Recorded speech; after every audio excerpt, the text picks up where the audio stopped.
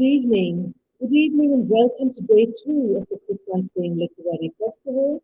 The festival, as you all know, is quite like a second becoming and holds a sense of hope. The offerings of the festival touch on many interests and deep commitments that Khushwant Singh had. Literature and writing and editing, of course, nature and the environment, highlighting the tragedy of partition and so on. But perhaps one of the things that he's most often remembered for is his humor and his penchant for silly jokes that evoked much hilarity. In the first session of the evening, we're thrilled to welcome the wonderful author, filmmaker, and influencer, Tahira Khushwant, who's known for her candid and hilarious style of writing. Today, she will talk about her new venture, Seven Sins of Being a Mother. From this writer, who in a more serious moment said, "Happiness lies in accepting yourself," comes this book about motherhood that is, in her words, sinful and hopefully delightful. I'm quite sure it's going to be delightful, Tahira. In conversation with Tahira, we have the spectacular Nonita Kalra. I don't believe there is a high-end fashion and luxury magazine that she has not edited and run. When one thinks of her, one thinks of style and fashion and taste and edge and Harper's Bazaar and Elle, and oh, the list is enormous. What's particularly special about this session, if you'll allow me a few more seconds, is the connection that both participants bear to Khushwant Singh himself. If you have not seen the utterly charming picture of the glamorous Tahira in her school days, wearing a school uniform in a single braid and proudly receiving a prize from the man himself, do look it up. It is sweet and touching, and especially because of her comment to the picture on the picture that says, "They weren't just giving me prizes, they were giving me dreams." As for Nonita, her family is related to Khushwant Singh in multiple ways, but as she pointed out in the course of all of us touching base before the session, it is all about the strength of family and community.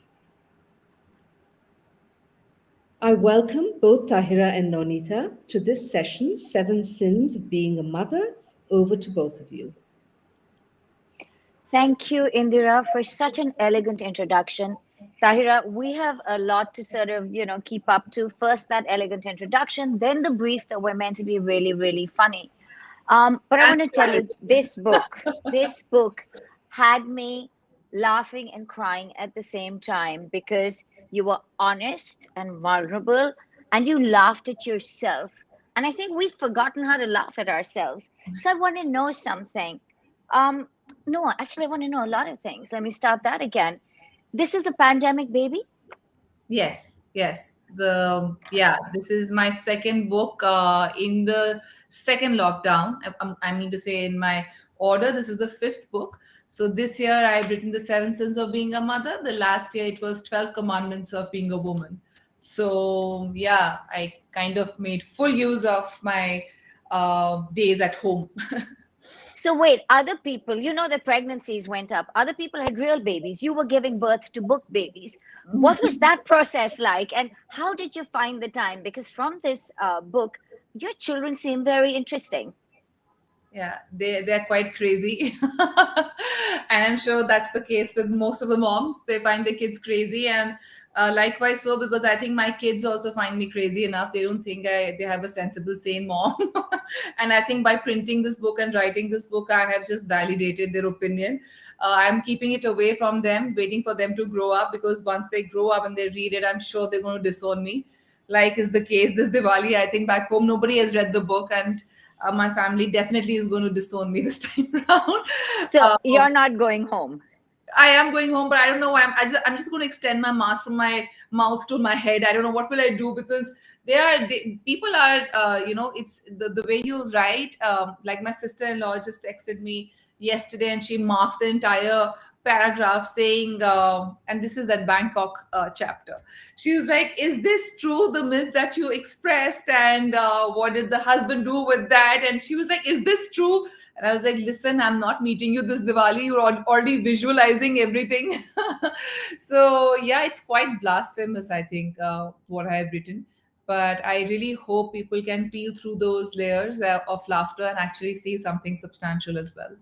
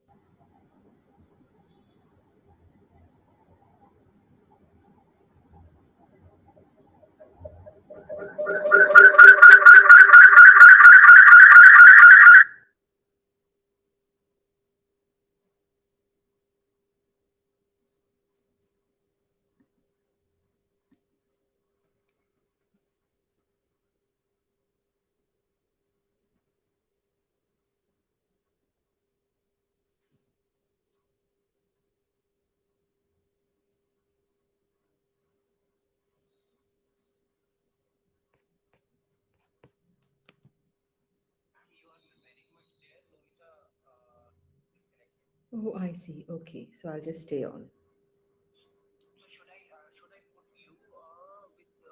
Okay.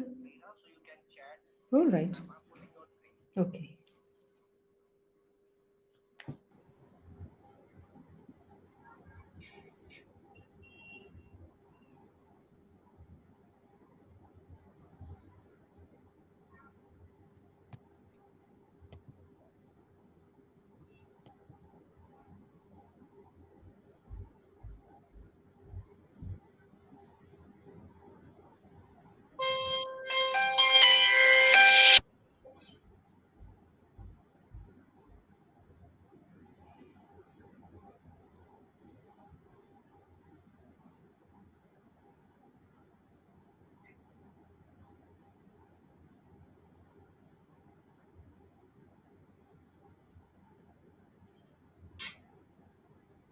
Okay. Mhm. Hello, Tahira. Hi. We seem to have lost Nonita. No worries. Nice, yes. So we're back together. Now, I haven't, I have the disadvantage of not having read the book, but I have the advantage of having been a mum and knowing how absolutely crazy it can be when you're trying to sort of keep your sanity. Now, tell me a little bit about the trajectory of the book and how you actually um, developed it. I think being a woman in itself, people tend to sort of stereotype you and Mhm. try to put you in molds. And if you're a mother, then the mold also becomes more smaller and more fixed. And so Yes. when you become a mother, it's just so expected that, hi, Nonita, we have you back again. Like I was saying, I have no idea. Whenever you need technology to work for you, that's the one thing that's not going to work. I know, but that's What did I miss? Let's catch up. What did I miss? so she was asking me what was it being a mom or being a mother and what led me to develop this book. And I was just telling her that being a woman itself, you tend to get stereotype. And if you're a mother, then the box becomes and the mold just becomes smaller and more fixed. And there's a fixated idea of how a Yes. mother should be or how she should behave. More or less, she has this holier than thou image about herself, and she's all very sanitized, very clean, very pious. But having said that, I think there are other sides to being a woman, and not every mother is the same or has the same experience. So I think my experience, this book has got nothing to do with tips.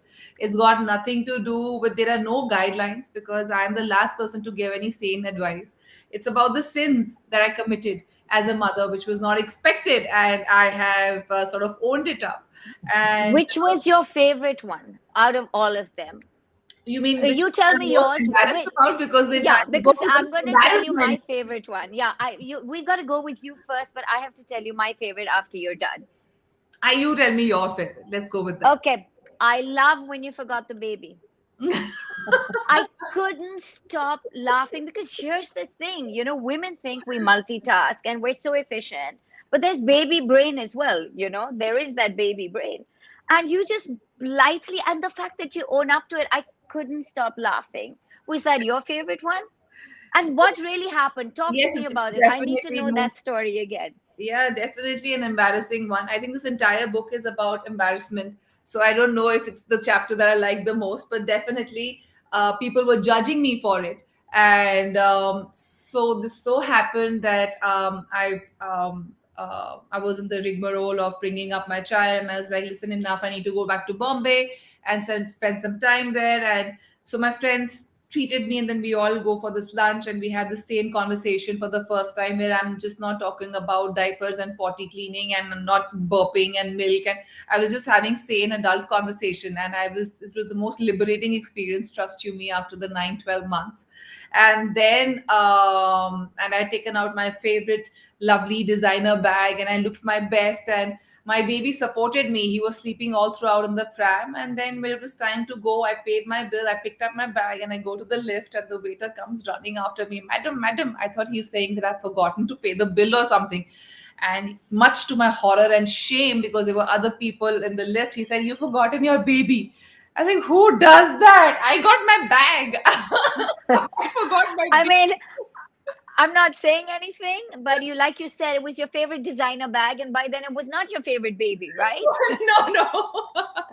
No, I just feel that there is too much, there are too many expectations of us, like the word multitasking that is attributed to us. I just feel, I don't know whether to take it as a compliment, because I truly, if given a choice, I don't want to multitask. I just want to do these particular few things that I choose to, like how the men have that sort of an option. And, I don't take that as a compliment. So today somebody says, oh, you can do this because you can multitask. I was like, is this an alibi for your complacency?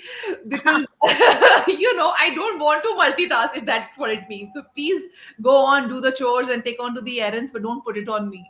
So So tell me something. Was my story the same as yours? Was it, or did you have another favorite story? Was it the one where your son negotiates with you? Because I could not. That was another favorite of mine. the So bride. tell me, which was your.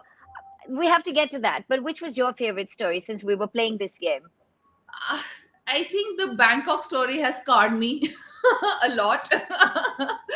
It was very, very scarring because, we were thinking that it's been 6, 7 months. And as usual, people expect you, there are a lot of expectations. And in a patriarchal setup, I think everybody thinks they have an opinion to give you, even though you don't need one or ask for one.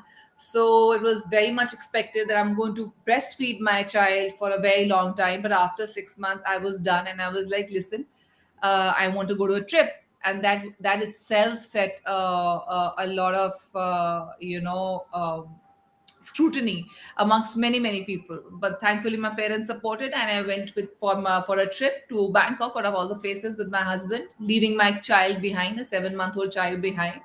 The um, horror. Can you imagine the horror? But the anyway, horror, imagine, this is the guilt, this is the maximum we can do.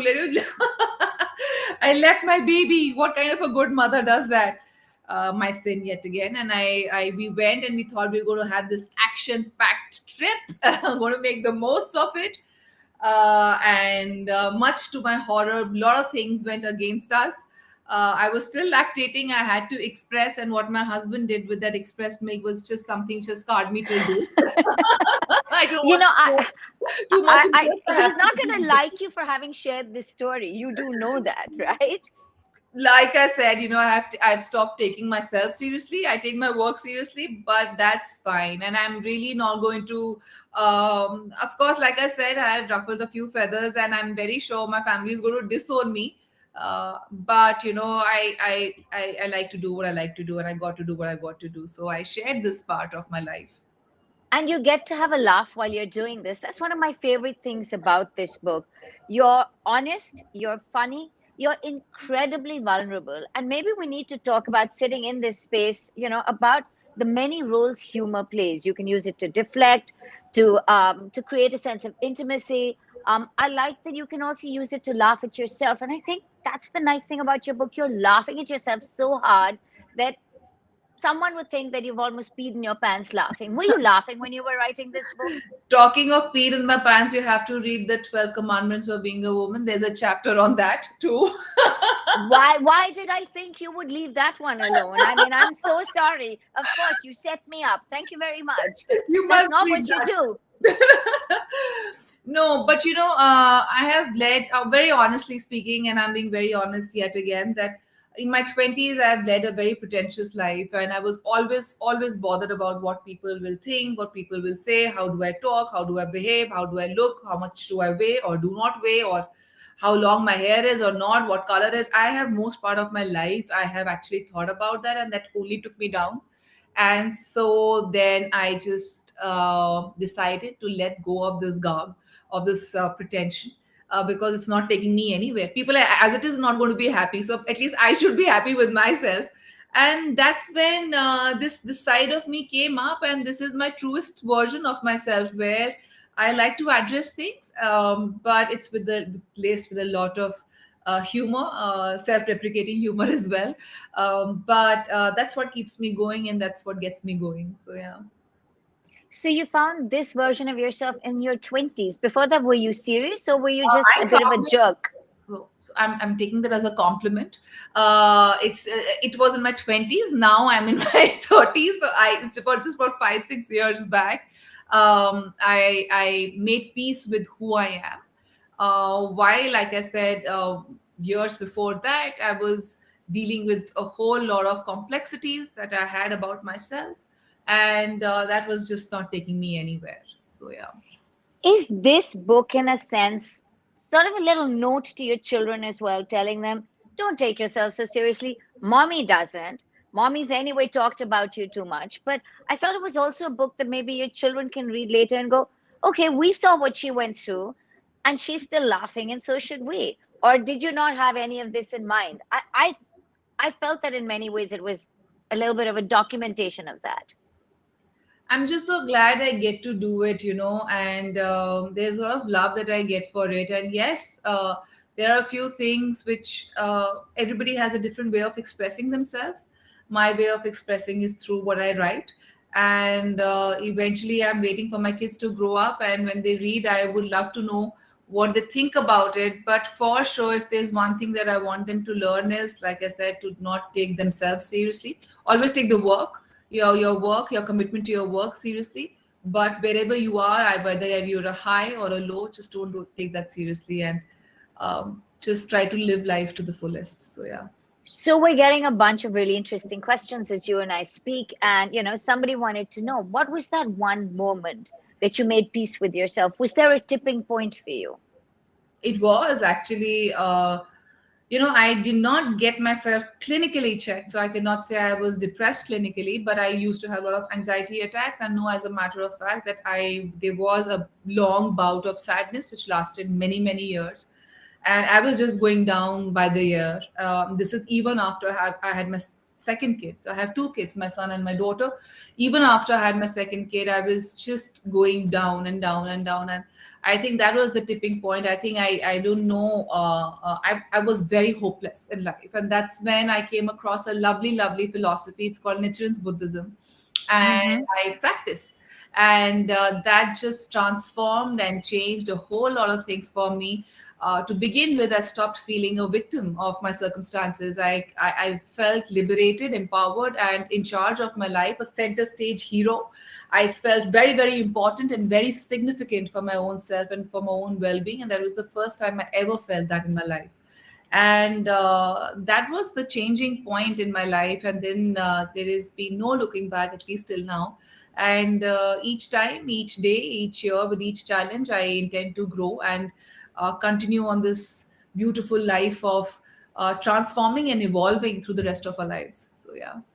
So you're also a multi hyphenate, and I'm just wondering, you do a lot of things. You write, you act, you fool around on the set a lot. So I'm not sure how hard you're working there. I did that thing, where you stalk someone on Instagram, and I couldn't. Again, I was laughing through all of it. Which one of these things is the truest part of you, or are you all of these things to find a little bit of this joy that you communicate? So I don't act. I direct. I'm a director, and I'm an author. So I have directed about three short films, and this year I directed my debut feature film. And I take every role very, very passionately. I'm inherently a storyteller, and I'm just so glad I get to do that across various mediums, whether that's short films or feature films, or whether that's books, or whether that's a podcast, or whether that's writing editorial pieces for newspapers, or even my social media. So even when there was nothing which was going on during the first lockdown, I started telling stories on my Instagram account, and I called them the lockdown tales. So inherently, I'm a storyteller, and I'm very passionate towards it, and I'm just so glad I get to do that across various mediums. Well, you had a really nice piece out today, didn't you, on breast cancer awareness? Yeah. So which one are you talking about particularly? I think you talked about sort of, I'm trying to remember, what was it about getting checked? Was that the piece that Oh, you'd so done yeah. today? Or was that sort of, was it an old piece that was thrown up?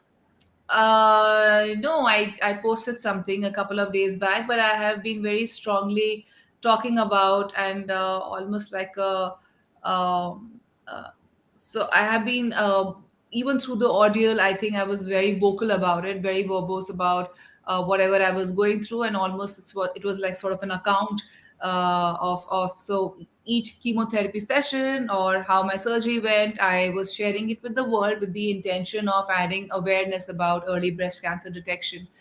And I had no intention of doing so, but when the doctor told me that still in India it's considered a taboo, a lot of women, they do not feel comfortable getting the breast checked when it's a family. Yep. Yeah, it's when it's like a joint family, the inhibition is all the more. How to tell the male family members, and that in turn is very, very lethal, because the if you prolong the detection, the treatment becomes even more and more tough. And I was really surprised to know that, because considering we all are living in a democratic, liberated world, and this is how some lot of women, this is what they face. And that's when I decided that I'm going to share my journey with everyone, with the intention of spreading awareness. So yeah, that's also been a part of my life. So you document things, you write about it, you laugh about it. Is there a part of yourself that you don't know yet? And this is a really lovely question from the audience, which is making me question my worth as an interviewer. Maybe I should just hand this over. But I mean, I think that's a really great question. Would you like to answer that? Is there a part of myself that I do not know yet at this age and time? Perhaps I feel I know myself, but as the journey is ever evolving. You get to know yourself. I'm not what I am, what I was 10 years back. There's a huge change. There's a huge transformation, and I'm just so glad that there is growth. And I intend to grow for the rest of my life. So I'm very, very excited to know what I have in store for my own self. Yeah. But, that sad part of you that switched on to find the funny part of you, do you think both of them coexisted? And how do you feel now? Do you feel that you're this girl, doing yoga, wearing her apron, making us laugh? I Who is more I, you? I'm all of it. Of course, these two life states existed together. It's which life state are you feeding the most? Are you feeding your insecurities, your inhibitions, your anxieties, the fundamental darkness that each one of us possess? Are you feeding those life states, or are you feeding the life state of gratitude, of happiness, of looking forward to new things in life? So all of these worlds exist within us. They all coexist. It's what you choose to do or what you choose to be. So it's not that I would say that I'm not sad anymore. I'm always happy all the time, always kicked and pep. That's a lie. I do get bothered about things, but the only difference is there is some sort of awareness which has kicked in. So now I feel, don't particularly or necessarily feel like a victim saying that usne mujhe ye bola, this one said that, and that's why I'm unhappy. I take the onus and the charge onto myself. Okay, I'm feeling unhappy, but I can work on it too. I do not need to succumb to this life state. So that's the difference. Do you think you wrote this book for other women also to not feel like victims? Because what I kind of felt was this book was a book for other women as well to express what you feel.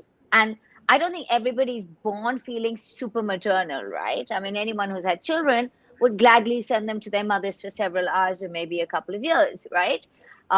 My dad used to have a standard joke with us. He's like, have the baby and give it to me for 18 years. And one of my siblings even tried that. I'm joking, right? But I was just wondering, is this a book for other women as well to sort of normalize what you were feeling and to normalize it with humor? Yeah, I think the intention is to normalize being different and not particularly belonging to a certain box or a stereotype. To cherish our individualities, and at the same time, it's just not for mothers or for women. I think it's for men to understand how the other species or other gender feels about themselves. To not probably box us in just black and white. We are very complex beings and very interesting species. There are a lot of stories, and it's for everyone to read and just not for women. But I just hope it resonates with a whole lot of people. Tell me something. This is a question from Parneet as we talk about your journey and the book and what you wanted to do. Do you have any life regrets at the moment that you would work on next, perhaps through storytelling?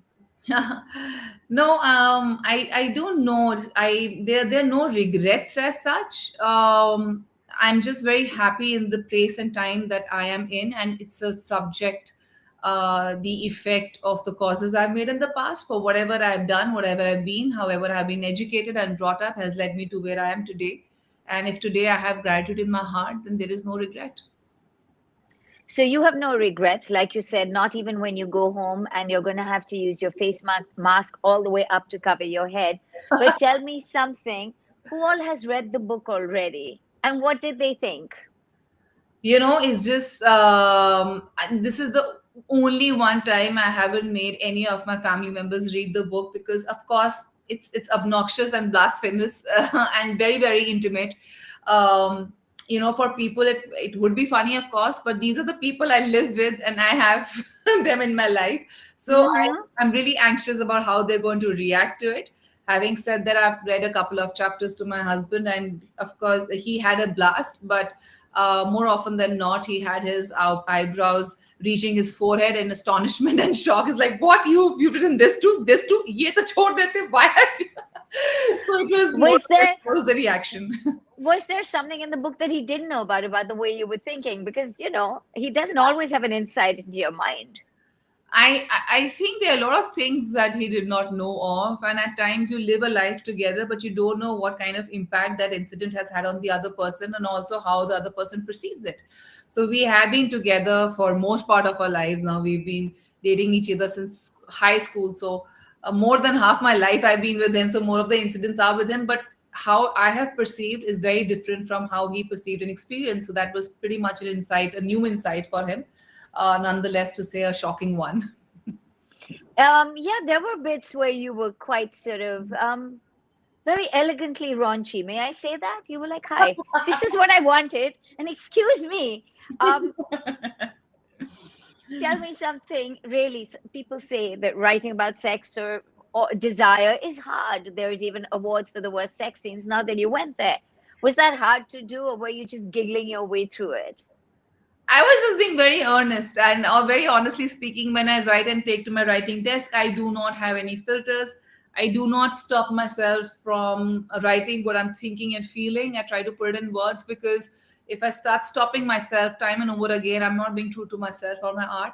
So, so whatever I have felt, I have written it, and of course, in retrospect, I'm like, what the hell have I done? What was I thinking while writing this? Uh, Wait, but so I are enjoyed you every part are of you it. more are you more mortified than you're amused? Because I was going to ask you, do you think you're funny?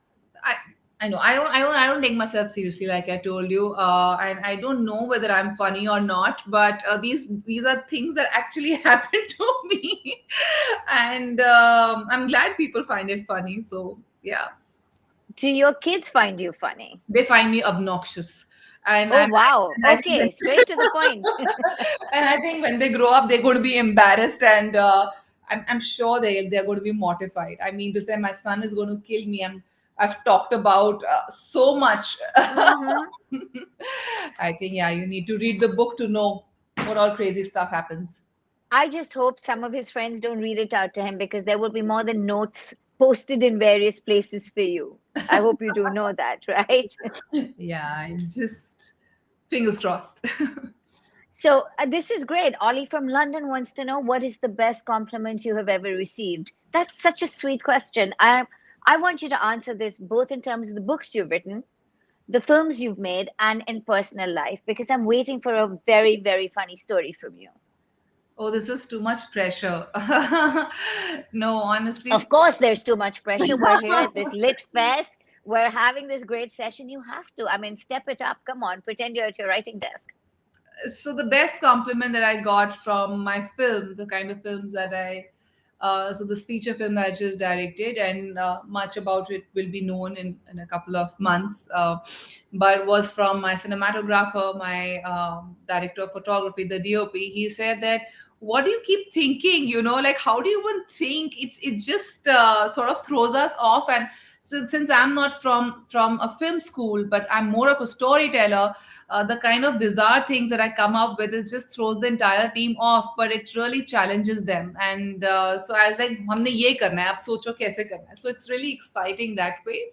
I'm really happy that my teammates took it up as a challenge. The kind of things, the visualization that I actually perceived.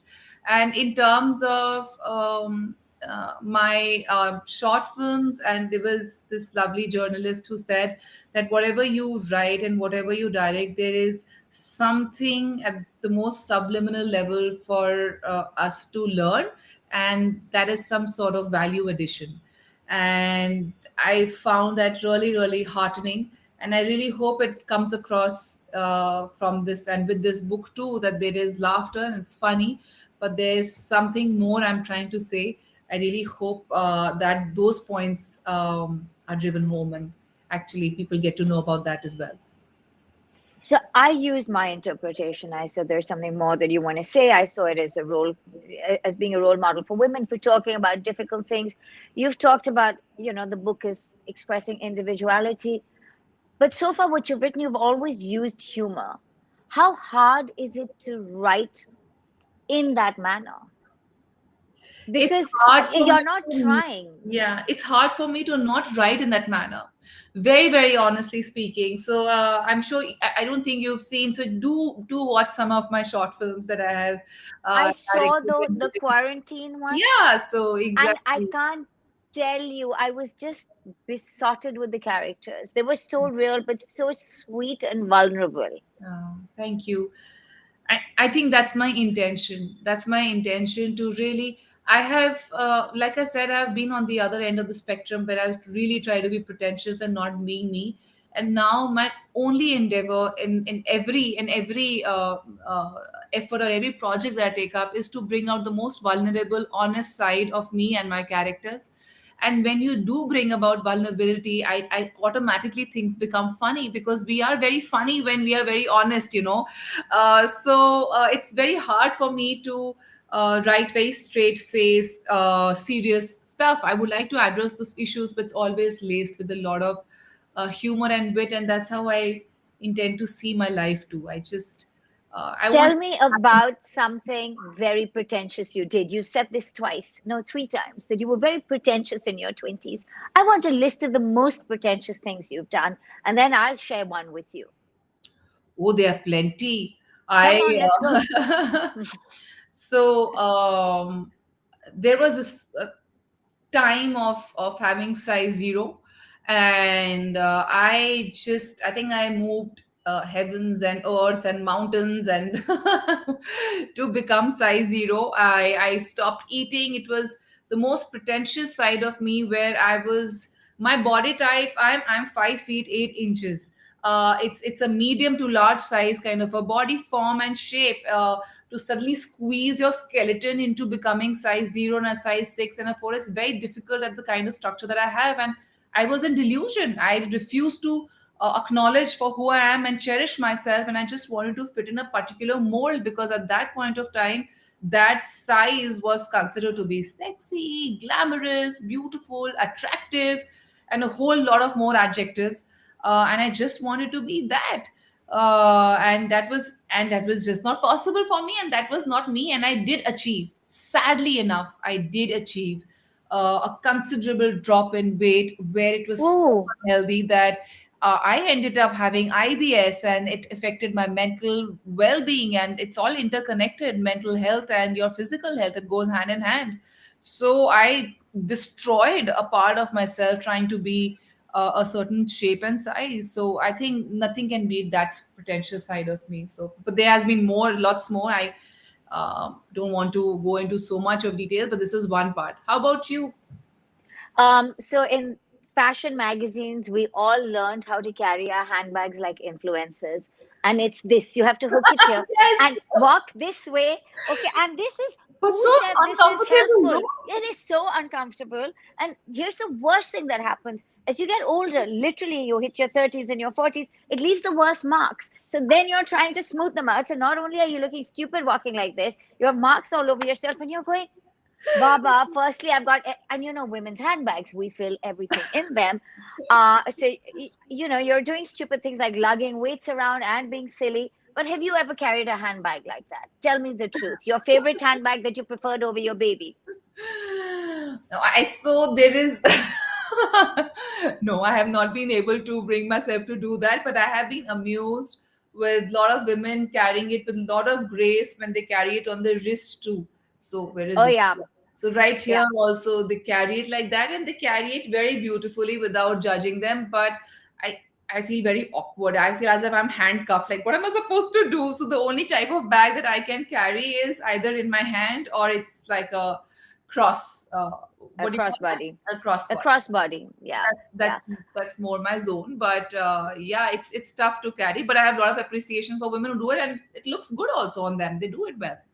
No, it looks great. I'm telling you, we all learned how to do it, but it didn't work for me.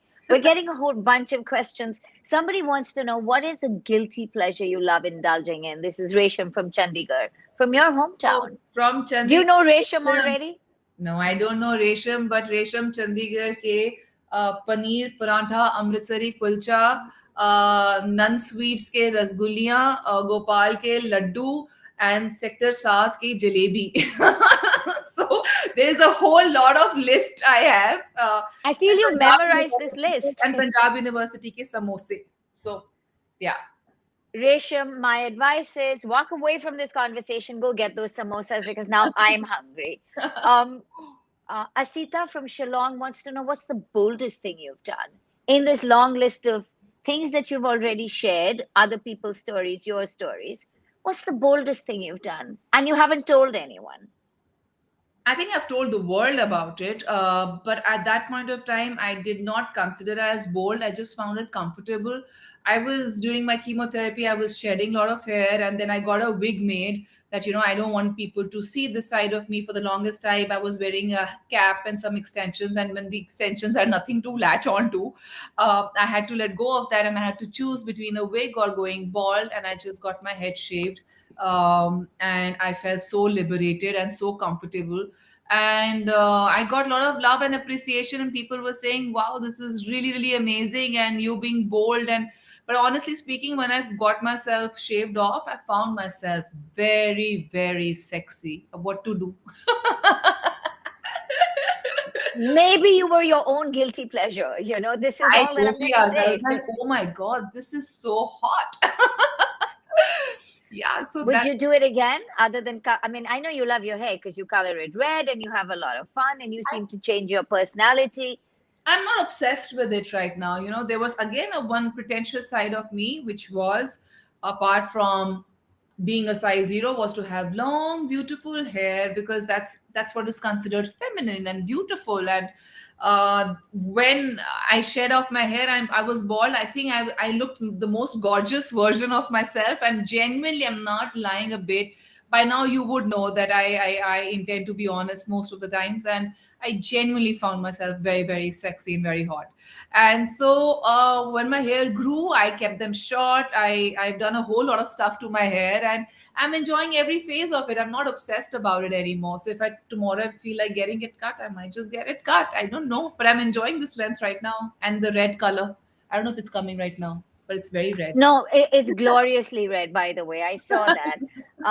But I want to ask you, you have a really interesting way of telling stories and you tell them through multiple ways. I read this book, you know that I'm going to go back and read everything. I've seen one of your films. I love how you also tell stories verbally, like this, one on one. And the one that I saved was your story on getting bitter gourd toxicity. Yeah, man. Imagine What who does that. that would only happen to you. I'm Yeah, so sorry. What the yeah. heck? Do you want to tell people what that was about? Yeah, it was just all stupid random things happened to me. But I'm glad it happened, and I have a way and means of educating people about it, and that's what my doctors also told me. So it's not it's rare, but it's not very rare. Like people, it's actually a serious thing, and sadly enough, some people have succumbed to it. Like my doctor who was treating me, he said I've lost two patients to it, and Wow. yeah, that's when I got really, really scared. But the fact I was in ICU for 2 days, it goes on to show that it was very, very serious. But out of all the things, I was like, Dudi, matlab, bitter gourd. Like, who had ever thought that a green vegetable would do this to you? And that's when my doctor said, "Arey, why are you having these green smoothies? You should stick to your gin and tonic." I was like, good idea, doc. Okay. That is, listen, because this is the Khushwant Singh Lit Fest, I think we must do a toast to whiskey instead. Tell your doctor that while gin has all these muddled botanicals, we like our whiskey. We're good Sardarnis. What do we do, right? Um, Speaking of Sardarnis and opinions, Kiran from Delhi is asking, is there an opinion you have that most people would disagree with? An opinion that, is an unpopular opinion, but you stick to your ground. You read Seven Sins of Being a Woman, and you'll know all my opinions. I disagree with mostly everyone, which is why I feel like I'm an outcast. But what I also know is there are a lot of women who feel like me, and a lot of men also might feel like me. And so this book is probably there to set an awareness that all of us are individual and unique and not a stereotype. And we really don't need to blend in. We can cherish each other for what we are. And yeah, I have a lot of opinions. For that, you should read my book, which blatantly, which side blatantly, I'm yeah, that's Come, let's shoot. Come on, let's do this. That's the book. No. And Oh you yeah, must, and you must let's get the read Monica, cinematic effect. Come on, let's get the cinematic effect, and you must read this one, which you haven't. So which I haven't read. What is your obsession with numbers? The 12 commandments, the seven sins? What are we counting down to? I don't know what are we counting, but it's just sort of a tongue-in-cheek kind of a thing where commandments are supposed to be something to adhere. There are supposed to be certain set of commandments. For women, I have come up with 12 commandments and sort of a tongue-in-cheek kind of a thing that you don't need to adhere to stereotypes and the rules and regulations that are sort of set for us. Same goes for seven sins of being a mother. There are certain expectations of a mother, and this is a sinful journey. And I'm sure a lot of others and lot many of us have had that journey. So, quick follow up. Your friend from Chandigarh, Resham from Chandigarh, she says that when will you be at the university for samosa? She's going to join you there. That's really, really sweet. Oh, she's Um, working with PGI. That's the hospital out there. And yeah, it's very yeah. close by. Diwali, bro, let's do this. Diwali, let's have a lot of samosa. So clearly you're being pushed to have an unpopular opinion, okay? And so Rohit from Rajkot wants to know if you were to replace Ayushman from in any movie, which role would it be? Which is clearly they're asking you which one of his movies have you not liked, and the hope that he's watching this and this gets you into trouble. I don't think that will get me into trouble. My book might get me in trouble. This is a very I, sanitized version yeah. of any question. This is so docile. It's such a docile question. But maybe I don't know which one would, and replace means I would rather have somebody else play the role. Is that Yeah, the or question? maybe I don't know. Maybe you'd rather have someone else play it, or maybe there's a role you wouldn't have wanted him to play. Um, I've really reached that stage in time where I really cherish everybody's own journey.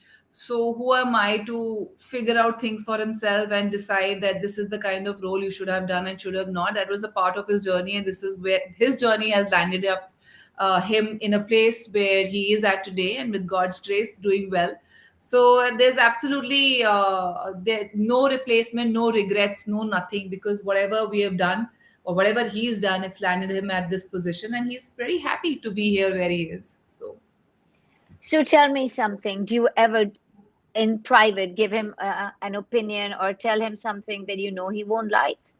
I'm assuming you do that yeah, to everyone in your house. Why am I fearing that that's you? You're yeah, like, hi, of guys. course. I am very, very blatant. I am very forthright. I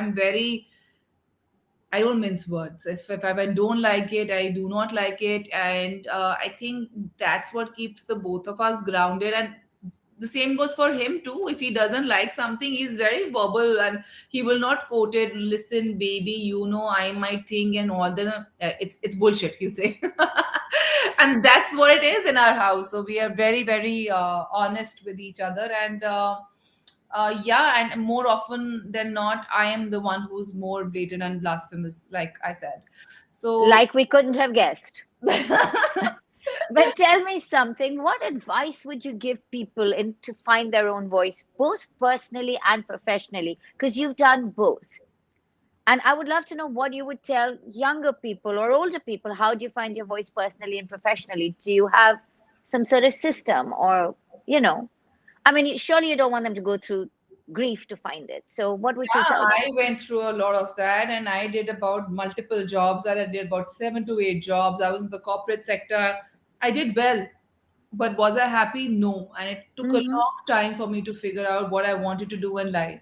So my one only advice is it's never too late or early to start working on your dream, something that you're passionate about. You must find something that you're passionate about, must have a mission in life, must have something to look forward to.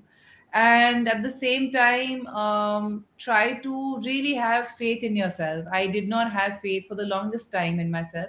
Not that I'm the biggest success story right now, but at least there's a lot of acceptance and I'm enjoying wherever I am and whatever I'm doing. The idea is to do that.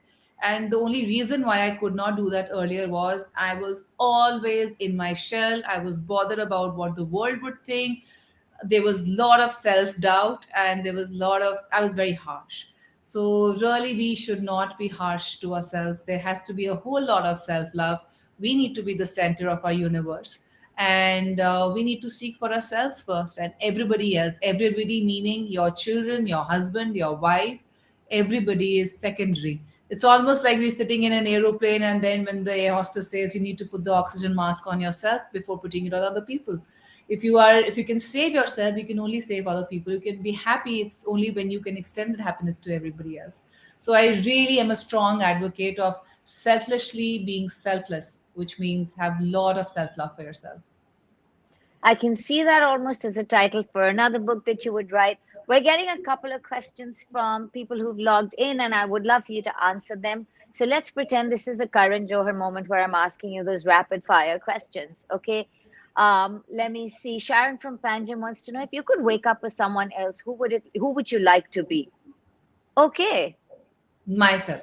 Honestly speaking, I truly am. I might sound very bookish, very convenient, but why would I want to be somebody else when I'm really thoroughly enjoying the place and space that I am at, right? And I've earned this, so I really want to be myself.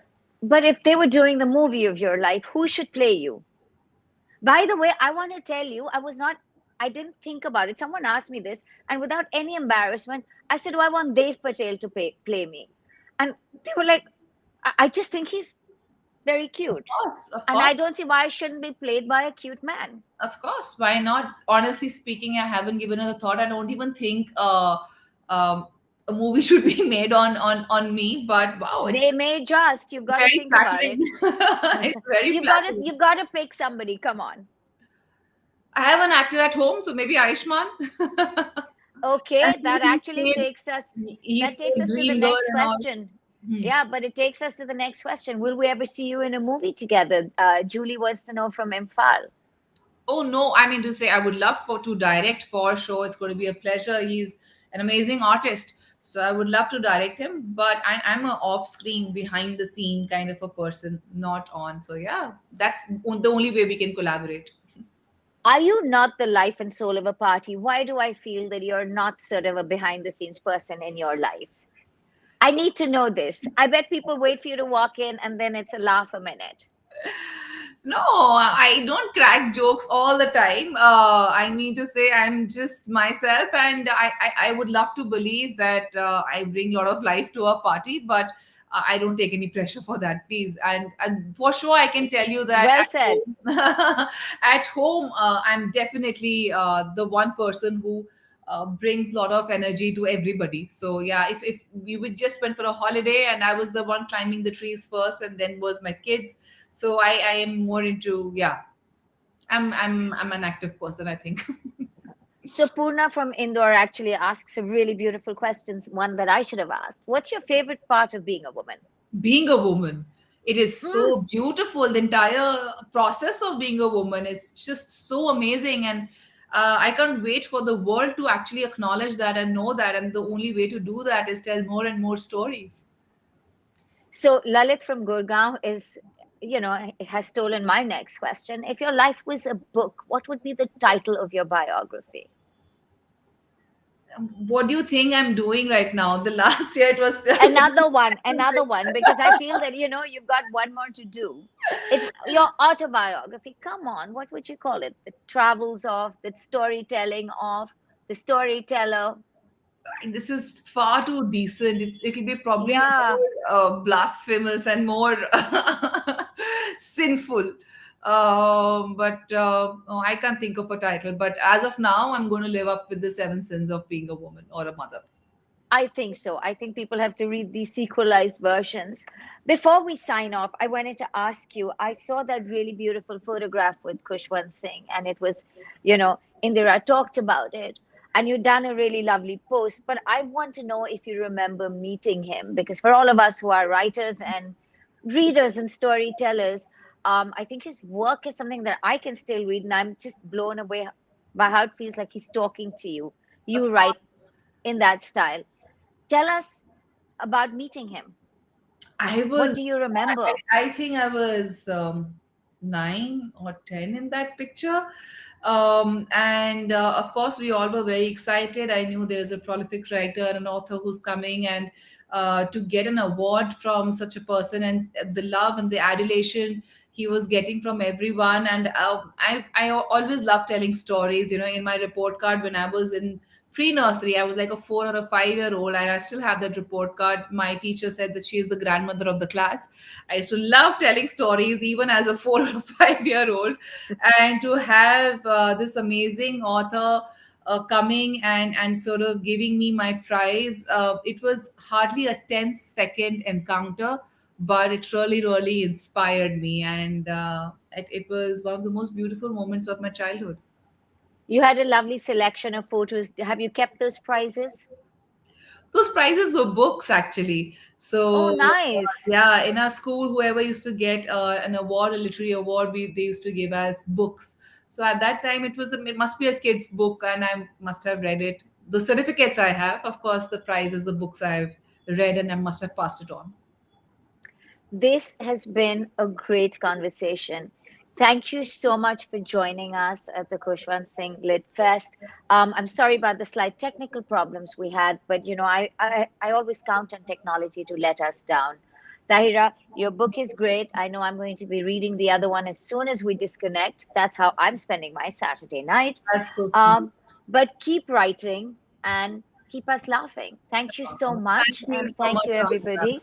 It's such a pleasure talking to you. Thank you, Indraji. Thank you. Thank you. Oh, no, gee. I mean, I'm so in awe of this wonderful book that you have written. I'm going to go and get it straight away. I have a very naughty story also about when I was nursing, but not perhaps not on screen. Okay, we're taking this conversation offline. I'm calling you both. Exactly. It was lovely. Can't wait to read the book. Can't wait for more. I think I'm dying to know about how your children are going to respond to this. So maybe that's going to be another book in due course. Um, no, My but the reaction of my kids to my books. It's going to be a book in itself. I'm very sure. yes, I think so. I imagine A so. book and some therapy. Don't worry. 100%. That's right, Nice one. exactly. And you were a wonderful moderator, Nonita. Really, really just got right through to what this is all about. So thank you both. And yes, again soon somewhere, I hope. Yes, Thank thank you you so so much, much. guys. It was such a Thank pleasure. Thank you. Bye. Thank you for having us. you.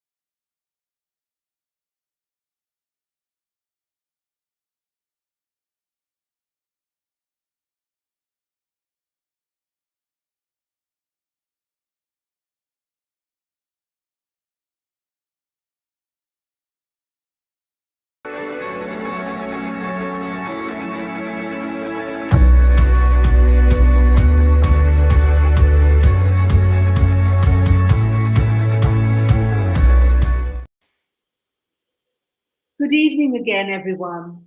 It's the middle session of the middle day of the Khushwant Singh Literary Festival, but there's nothing middling about what you're going to be hearing in the session. The festival is on its decennial and is titled The Second Becoming, a title that really carries a sense of hope. We welcome Priya Atwal, a historian of empire, monarchy, and cultural politics, who is going to be presenting her book, Royals and Rebels, The Rise and Fall of the Sikh Empire. Royalty continues to hold a fascination. It's about power and control and glamour, and in the colonial era, carried a whiff of debauchery and exoticism and danger.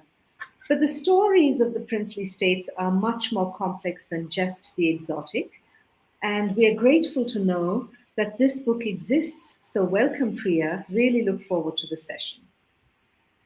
In conversation with Priya is Eleanor Nesbitt, who has had a long association with the University of Warwick. She met Khushwant Singh in 1984. I'm sure that was very exciting. And a forthcoming book of yours that I'm really looking forward to reading and most curious about is Sikh, 2 Centuries of Western Women's Art and Writing. She is an expert on Sikh communities outside of India as well. The second conversationist is Sarvapreet Singh, an expert on Sikh history and culture, both from the past and the present. In addition to his many publications, is his podcast, Story of the Sikhs, that has a wide reach across many countries. We cannot open this session without pointing out that Khushwant Singh too wrote a book on Ranjit Singh, and now we have this new history, which is tremendously exciting, to lead us into the world of royal glory. Welcome, everybody. Priya, Sarvapreet, Eleanor, please welcome. Thank you so much. Thank you. Indiraji has mentioned my slight contact with Khushwant Singh, and I can't really resist sharing that with the audience today. My first contact indirectly with the great man was when I was working as a teacher in another hill station, not Kasoli, but in Nainital in Uttarakhand. And every week I would really enjoy reading the Illustrated Weekly of India. He didn't stop editing it until 1979. So during my period, which coincided with the emergency, I was relying on the Illustrated Weekly of India for some understanding of what was going on.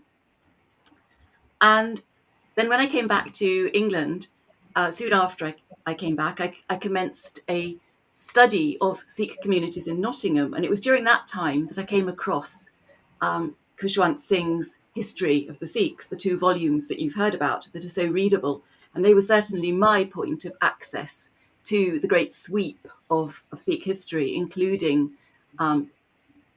Maharaja Ranjit Singh's period. And it was probably because of the importance of that to my studies that I had the audacity to write a letter to Khushwant Singh before I came on a visit to India in a fairly historic year, 1984. And I don't remember exactly what I wrote in my letter, but in his letter, it was very brief. I think it was 2 lines long, one of those blue airmail forms. He welcomed me and he said, you know the Sikh predilection for the bottle. Will you please bring me 2? So rather timidly, with a Punjabi friend, I turned up in Sujan Singh Park, with only 1 bottle because my host had lifted one off in the meantime. And I was very courteously and hospitably welcomed. And I do recall details, perhaps wrongly. I remember beautiful curtains that were printed with Urdu, or maybe it was Farsi. I think it was Urdu. I remember a cat, which was quite unusual when I went on visits in Delhi in those days. I don't remember anyone else having a cat in their apartment. And I remember Maneka Gandhi in the corner, Indira Gandhi's younger daughter-in-law, who refrained from joining in our conversation, but was there throughout. So those are my very slight, humble connections with the great man. But I've also got, I think, as has been mentioned, a connection with the subject matter of Priya's wonderful book. because my forthcoming book, which will have amazing illustrations, some of them by European women, has lots and lots of comments and accounts by British women who are in North India who mention Ranjit Singh and his family, his court. Actually, not all the women were in North India at the time. Queen Victoria wasn't, and she certainly mentions Maharaja Ranjit Singh's family quite a lot in her journal. But anyway, without more ado, I'm going to introduce Sarvapreet Singh. As you've heard, he's a prolific writer, podcaster. He's also expert in electrical engineering and computer science, and is chief operating officer of a software company. I'm particularly fascinated by his publication, The Camel Merchant of Philadelphia. I confess that's because I'm a Quaker, and I've never heard of a madder, more unquakerly Quaker than The Camel Merchant of Philadelphia. Indeed. Maharaja Singh. And also, I'm really interested in The Dancing Girl of Lahore, which is about Bibi Moran. And I gather that you're immersed in Gurmat Sangeet and Indian classical music, though that won't be able to feature today, sadly, I guess. And then, of course, a final introduction to Dr. Priya Atwal, who I think I first met at the Punjab Research Group, where she gave at least one presentation during the period of her doctoral research, if I remember right. She joins us today, fresh from the 128th anniversary commemoration of Maharaja Dalip Singh's death. And she's currently at the University of Oxford, some of the time anyway, as a community history fellow, bringing together initiatives in the local community with academic historians and vice versa. And I think, Priya, that you're working on a forthcoming book on the life and image of Maharaja Dalip Singh. Anyway, I think what links these two splendid guests today is they both have a completely unputdownable style of writing, and they have both waxed eloquent on the Lahore court and Maharaja Ranjit Singh. So, I suppose one way to start is to say, Priya, in a nutshell, what is your book's contribution? I feel like I'm at my PhD Viva all over again. especially since Eleanor first met me when I was a very nervous first year doctoral student presenting my research. All those memories are coming flashing back. No, Eleanor was the friendliest person in the room, and it was lovely. It was a great experience. What is the contribution of my book? Well, I suppose the key area that I wanted to get across with my research is a different perspective on the inner workings of the Sikh Empire, of the dynasty at the heart of that empire. We've had some really fabulous and very insightful histories written about the role of Maharaja Ranjit Singh, about various of his male courtiers and generals, even down to European figures that were present in the Punjab at that time. And that's a field that obviously is expanding slowly but surely. But an area of both controversy and neglect, in my view, was the study of the women and the princes, so the core members of his family, of his lineage, beyond much of the colonial literature that exists, that quite heavily documents their activities, but in very particular kinds of ways. There have, of course, been some really fascinating biographies of the Maharani, the last Maharani Jindgaur, by Indian scholars. And I did very much follow in the footsteps of some of those writers, including Khushwant Singh's own Fall of the Kingdom of Punjab. So some of those texts were really formative for me in my early years of discovering this history. And like I was very interested to read in the introduction to some of Sarvapreetji's books that as another child of the diaspora, he didn't encounter Sikh history until a little bit later on in life, apart from stories that you hear in growing up at home or at the Gurdwara. Similarly, I too only came across the history of the Sikh Empire when I was at university for the first time. as an undergraduate student. And at the time, I was very much struck by the story of Maharani Jind Kaur to start off with, and then her son Maharaja Dalip Singh. And it was with a desire to understand their roles, their reigns, their life struggles, and the kind of political stereotypes that have come to circulate around them, both good and bad, that I started delving into their stories, but also then to unpack the roles of the women, the royal women and the princes as a whole through my doctoral thesis. And this book could easily have just been another biography of Maharani Jind Kaur, because she was in many respects my favorite queen for a long time. But when I uncovered so much more about the wider dynastic politics, and particularly the gender politics of the reign, I think what happened was I felt that it shone a different light on the inner workings of that empire and that kingdom and the politics of its time. And I felt that for too long those female or those younger perspectives had been neglected, and that also helps us to then understand the fall of the kingdom in a different way. So that's the arc that I've tried to convey in this narrative of, if reintroduce those perspectives, or at least if you ask questions about them or try to take them a little bit more seriously, how can we reimagine the history of Punjab and its encounter with British colonialism in this very pivotal period of the 19th century? That's great. I'm assuming that some people have already had a chance to experience the wealth of material in your book, but for those who haven't, I think that's a tremendous introduction. And I wonder if Sarvapreet ji, if you've got any questions that you want to ask Priya at this stage. Not so much any questions, but I very much appreciate the manner in which you introduced your book. I have to confess that I was not able to read it completely, given the amount of time that I had, but I do find it fascinating. You have been very, very successful in a certain sense, centering the narrative of all the women who played an important role in the Sikh Empire. And, in my research, now you have to understand that my book was written several years ago. And while I'm returning to this period, my research is not very current.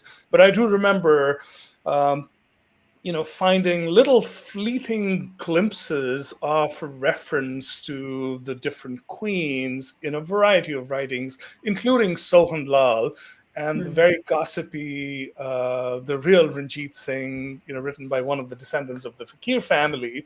What you've been able to do very effectively, I feel, is to bring all of that to the forefront. And in doing so, you've created a really valuable resource. So I am just starting to write the 4th season of my podcast, and I'm right at the rise of Ranjit Singh. And I can tell you that I know for a fact that your book will be very, very useful for my work as well as I. Oh, that's wonderful. Thank you. I'm really happy to hear that. Thank you very much. I mean, if I could just speak to that, I think the book is a product of the training that I have received as an academic historian, and I was for a long time interested in methodologies of gender and feminist history, and it's exactly how you said it. There's fragments of evidence with the role of the women and their influence in the political culture of the Punjab, scattered all over the place. And it's hard to then piece those out, but we need to pay attention to those fragments because they are important. And even though it might be a bit scattergun to pull it together, I think that's it. They're loose threads that if you do start weaving them together, show just how rich that political fabric was. And it is the work of several years. I was very fortunate to get on a PhD program to explore this. And there's still so much more to be done. I feel that the book that I've produced, it only really scratches the surface. There is so much more research waiting to be done across different archives, investigating other characters.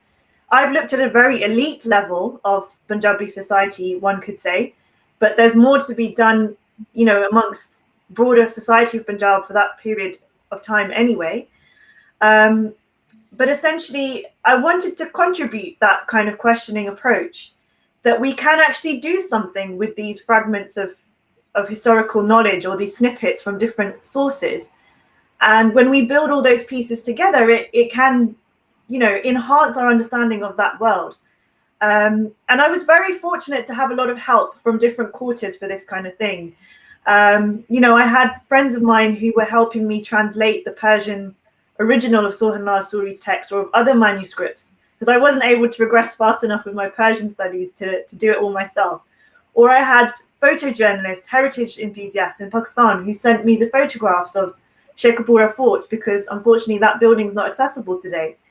So in that sense, it was very much a bringing together of lots of different people's skill sets that I then managed to put that together. Otherwise, it is a challenging task, but I think it has to be done. Otherwise, these important women, these important characters in the history of Punjab have been forgotten for too long, And that was my big reason for publishing the appendix at the back of the book with the names of all of the women that I was able to gather, because I really hope that other scholars, other young researchers will take that and run with it. And then who knows what else we could find. That's really, really interesting. And I think it's so important, as it's very much in tune with the Khushwant Singh Literary Festival and its mission, its concern with the education of the girl child and so on. And perhaps this is a trivial question, or perhaps it's a very important question. You write about the Maharanis, the queens, those who had matrimonial alliances with Maharaja Ranjit Singh and other Maharajas. But were no girls born in the family? I mean, amongst my women, there is at least a rumour that Mehtab Kaur bore daughters and that they were replaced by Tara Singh and Sher Singh. Do we have any inklings at all about any girls being born into this family of Maharaja Ranjit Singh? So this is something I'm still desperate to know more about, to be quite honest. As far as I was able to tell, I couldn't find any names of any daughters. There is a notebook that was kept by Maharaja Dalip Singh, and it's now in the collection of Peter Bance, who's a Sikh collector in the UK. And in that notebook, there's a list of the Maharaja's family members who were in receipt of pensions on the basis of the Lahore Treaty that was signed in 1849 when the kingdom was taken over. And so in that list, he has the various wives, widows, etc. of his father and his other brothers and their children and their dependents, for example. And in that list, there are daughters mentioned, to say one daughter for this person, one daughter for that person, but no names are given.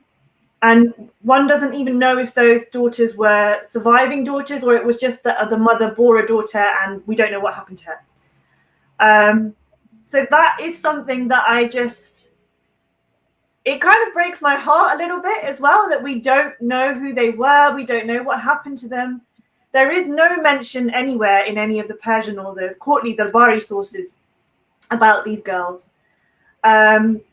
So I have not been able to find anything yet. And I will keep looking, trust me. But at this point in time, no. I mean, my concern, my suspicion is that if daughters were born, we know that this is an issue in Punjab and it has been for a very long time. But especially daughters of a Maharaja, I wonder if they were just gotten rid of at birth, because there would have been that question of who do you marry them off to? And if you want to project this dynasty as the ultimate power in Punjab, then in that kind of gender politics of that time, you couldn't have given that daughter to a more exalted house. It would have been an inferior match as such. So my worry in all of this is that, yes, that I think the daughters may well have, because, that many wives, how could there not have been a girl child on the scene? And of course, that logic is the logic that's used to explain the absence of girls in the Bedi line. Exactly. Well. Exactly. Which then goes to the complexity of Sikh political culture at this time, right? I mean, it goes against. This is where the kind of power politics of Punjab and the Sikh ideology are at melting in a sort of tension. It's not to say that, you know, it's always been a pure utopia within Sikh culture anyway, but it is that kind of issue. I mean, as I talk about with the queens, you know, none of them are fully able to rule in their own right. Chandragur has a brief glimpse of that, but even that ends really tragically. So that some of those tensions, you know, we do have to acknowledge, even though I understand people see it as quite a celebratory thing that I've brought the stories of the women forward, in terms of what we say as modern gender equality, or even in the ethos of Sikhi that we could say in its purest form, we don't see that enlivened in the court of Ranjit Singh or the dynasty of Ranjit Singh to its fullest extent. Sorry, I was going to say that I have to confess that the appendix was one of the first things that I went to. And the reason for that is, when I was touring, when the Camel Merchant of Philadelphia was published, this was one of the questions that I was asked in almost every conversation, that, you know, Ranjit Singh had so many wives, so many concubines, it stands to reason that he must have had daughters. Do you know the name of even one? So I've been asked that question multiple times as well. Yeah, it would be amazing to know, but so I have seen the mentions that there were daughters that existed, but no names, and that is really insane, I think. But who knows? You never know, somewhere a name might come up. Not surprisingly, given what I've been working on myself over the last few years, another of the gaps that's a real concern for me is the absence of female sources for the history of this period. Priya, I know that you briefly refer to Isabella Fane and to the Edens, but my discovery has been of all these women, including Queen Victoria, who I mentioned, who either at first hand encountered the Maharaja and or his offspring, his descendants, or were very much aware through, for example, the newspaper coverage in Lucknow or whatever, were very aware of what was going on and who commented on it. And I'm intrigued that in your book, your sources, in line with almost all Punjabi historiography, are pretty solidly male. Well, this is where I try to expand the canon just a tiny bit, with as much as I could anyway, with drawing on artistic sources, for example. So the paintings of Mina Gens, the frescoes in her apartments, was something that was a lucky find. And again, it's speculative analysis that I've done in the book about that, of what we might be able to glean from her personality or her views from the paintings that were on her walls. We can't know for sure that I was right or wrong. You know? Yeah. But in itself, this is where applying different kinds of historical methodology can help us, where the written evidence isn't there. Although we do, of course, have Rani Jindgaur's letters, although those are, again, predominantly available to us in translation, translated by British colonial officials that are in colonial archives, apart from the few handful of Punjabi letters that are still around, that of course have thankfully been published also by the likes of Professor Gunda Singh, many years ago. So we have access, but you're right, there's really minimal material that's remaining to us. And so I really jumped on those fragments. So for example, I think it's Professor Gorawal and Indu Banga's collection of 450 Persian documents from the Khalsa Darbar records, there was one letter that was an order given by Maharani Gul Begum for some of the local officials to be removed from the Jagir, the landed estate that she had controlled in one part of Punjab. And it's an hukum, an order that she herself gave. And obviously that some official had written out for her. So those kind of things I jumped on, because that's effectively as close to the mouth of a Maharani that we can get to, if you see what I mean. But otherwise, I don't know, and as I'm sure you're very familiar with this, it's looking through the grains of reading between the lines of colonial sources and where women's voices appear. But also, yes, I found the writings of English women that were visitors to the Punjab particularly useful. So that's why I'm very much looking forward to your book, because I guess you get more of a sense of the woman-to-woman encounter in those scenarios. Well, that's an interesting. I mean, my rather perhaps superficial observation is that race seems to trump gender, and in many ways, I mean, the women have the same limitations as the men from Europe in that they don't have knowledge of Indian languages for the most part. And I mean, Emily Eden says how very much she wishes that she could communicate and enter into the Maharani's world after her brief visit to the Zenana, but time didn't allow.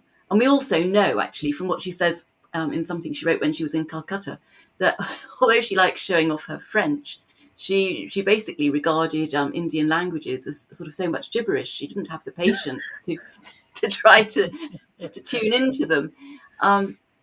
Even though having an interpreter must have been sort of quite frustrating for her and others who did want to get closer. But of course, at least with Emily Eden and some of the others, we've got the benefits of their artistic eye. But there again, she painted the men. She hardly painted the women, except for an intriguing picture of what appears to be an Akali family on horseback. And it appears that the Akali on horseback is actually a woman, is actually the turbaned and armed wife of the Akali Nihang, who is alongside the horse. But basically, she portrayed men just as the men did for the most part. So yeah, there are all these gaps, however hard one digs, and one's always looking for breakthroughs and more exciting discoveries. But it's not just English women, of course, who were around. I mean, a bit later than the actual period that we're talking about, there was a very loquacious and imaginative Russian woman in North India, Helena Blavatsky, who wrote at great length. And being of Russian background, she was not sympathetic with the British Raj, so she took a very different view of Maharani Jind Kaur from some of the British women writing about the royal family. So that's a sort of salutary counterbalance to the views of the English and Irish and Scottish commentators on what was going on.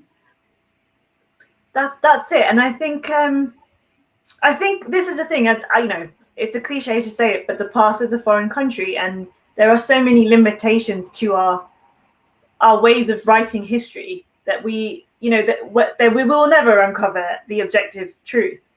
And so I think in some ways, just to riff off what you're saying, I've read Sarvapreet's recent works on this period, and I also reread in preparation for this session Khushwant Singh's Fall of the Kingdom of Punjab. And it's funny because we all had slightly different takes on the story and the narrative and the rise and fall and that kind of stuff, and we could see it as you could see history as a progression of knowledge being accumulated and added to, and a picture being progressively changed in that process. Or you could also acknowledge the fact that we're all only going to ever produce what we can produce from our particular viewpoint, and maybe we will never know. I mean, if you compare my account to, for example, Khushwant Singh's, he was very favorable, I thought, to Sher Singh in his account. And then it was interesting that he felt that Sher Singh should have been the Maharaja that would have potentially stabilized the situation in Punjab had it not been for the assassination of him by the Sandhwalias. Whereas in my account, you see that I interrogate the gender politics that Sher Singh engages in and how that destabilizes Jand Kaur's reign. And I mean, not that I'm actually arguing this, but you could say that I've set up a sort of a line of stability through the female line of succession as well, which Khushwant Singh didn't engage with at all. So if you're an average reader and you're not looking at the colonial sources, whose side are you going to, which historian are you going to go with?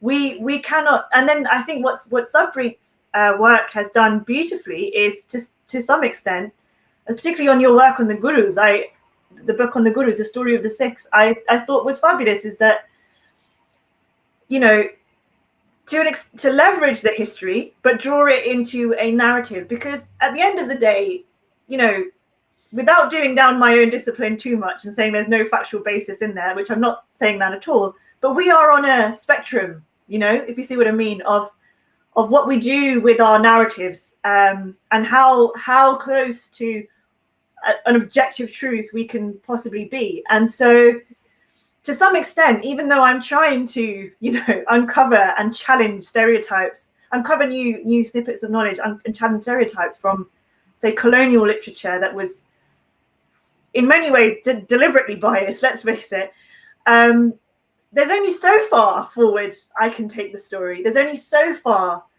I can say I've revealed something new, because I wasn't there. I can't claim it. So that the way in which I think all three of us engage with these questions of, okay, how much can we discover in an archive? How much can we glean from a painting that we haven't looked at before? What new things can that force us to think about? But I think we all have the challenge, don't we? You know, we can't truly capture what was going on. We can only offer our version, and in the hope that it will encounter and, you know, spark off a new way of thinking, a new way of feeling about this history in our readers. I'd love to muse on that question with you both, because I think right now, with the politics of the way that history is interacting with politics in different countries around the world, and how people are also searching for the real truth, the right history to hang their identity on, I think there's something in this that we also need to be careful, you know, with the claims that we make. So I'd love to throw that back to you both and see what you think. Well, I let myself off the hook a little because I'm not a scholar by any stretch of the imagination, and not even a historian. I see myself primarily as a storyteller. So in that sense, I get much more license, or I give myself much more license. You're exactly right, Priya. I mean, there's only a certain extent to which you can find the quote unquote truth. From my, albeit narrow perspective, I've, find it much more interesting to find the accounts that really try to recreate that period in as vivid a manner as possible. And I take liberties. Some of the liberties that I take are, for instance, as part of an answer to an earlier question, when we were speculating about Ranjit Singh's daughters, the point that you made is definitely a valid one. Female infanticide was practiced at those times, and it's entirely possible that something like that might have happened. But as a storyteller who maybe writes more sort of, based on emotion to some extent, if you want to call it that, given everything that I've read about Ranjit Singh's character and his disposition, I would find it really, really difficult to believe that he would let one of his children be killed. Or do I have the basis to say that as a historian? Not at all. Not at all. But that's the kind of liberty that I argue a storyteller can possibly take, which a historian, unfortunately, can't. And, here, once again, for the readers, I have to applaud you for the diligence of your work. I mean, this is really a fabulous resource. It's a readable work, but it's definitely very academic. The notes are very, very detailed. So congratulations once again. I mean, you've really created something of great value. Not just for scholars, but even for storytellers like myself, because oftentimes there's a gap. I have to point to one thing. Pardon me for jumping around. That's okay. So one of the things that I encountered again and again, particularly in colonial writing, was the very unidimensional portrait of Khushwant Singh. And at the start of one of your chapters, you talk about this beautiful manuscript that was commissioned by Khushwant Singh and mentions his son. So just unearthing that one piece of information and presenting it like you have, all of a sudden, depicts Khushwant Singh in a completely different light. So, Yeah. Really, really wonderful. But I'm sorry, I No, went. thank you. I'll turn it back to Dr. Nesbitt. No, go for it. No, that's great what you have said, and I would concur with it. One of the things I've loved about both the storytelling in both your works of history from both of you is the way you're in conversation actually with historians of the past, and both of you, in one way or another, are in conversation with Khushwant Singh, where you either endorse something that he said and take it a bit further, or say, well, actually, I don't completely agree with what he said, for instance, about how much Maharaja Ranjit Singh actually identified himself as a Maharaja, or well, just the issue of the paternity of Tara Singh and Sher Singh, for example, when Khushwant Singh has made a statement and you either endorse it or differ from it. And one very small point, which I'll just mention, which may sound rather random, only 2 or 3 years ago, the V&A, the Victoria and Albert, loaned an exhibition of arts of the Sikh kingdom to the art gallery that's down the road from where I live. And in the middle of it was the throne of Maharaja Ranjit Singh. And I found it fascinating, Priya, what you had to say about that, because Khushwant Singh writes it off. He says it's more like a bathtub than a fauteuil. It's more like presumably more like the sort of galvanized tub that sahibs and missionaries had in their bathrooms in India. Than it is. I always found that a really funny quote. I did always use it in the book because I found it hilarious. Yes. It's good as a visual image, but I did want to take the throne a little bit more seriously. You're right. So I love what you did, and you actually ennoble it and explain how its artistry is comparable to panels of Harmandir Sahib and so on, which is a valid point. But I just give that as an example. I think both of you have addressed points that Khushwant Singh made, and I don't know if you want to take up any of the others that either of you made, where you were referring to his work. I think there's one thread potentially that we could think about, and that is what it meant to be a Sikh king, the idea of the monarchy. Because I noticed, Sarvapreet, in your book, you followed the line about the Sikh politics being inherently Republican, and to be honest, that first chapter for me. The idea of to be a Sikh king was the hardest one to write. It was not based on my own. That was the only one that was not based on my own primary research. It was an engagement with a whole host of political thought written by Sikh scholars, Punjabi scholars, and others interested in Sikh studies. Louis Funnick, for example, on ideas of Sikh ruling culture. And I also came at it with the view, if anyone was to go and read my PhD thesis, they would see that I initially came at this construct of Sikhi as a Republican body, in a sense, with the Khalsa, and I was trying to grapple in my first chapter of my PhD research about, well, how do we start off with a potentially Republican model and we switch to a Maharaja? This doesn't add up. And then so much of our language about, Guru Darbar and our ritual is so royal in its nature, even if you walk into a Gurdwara today.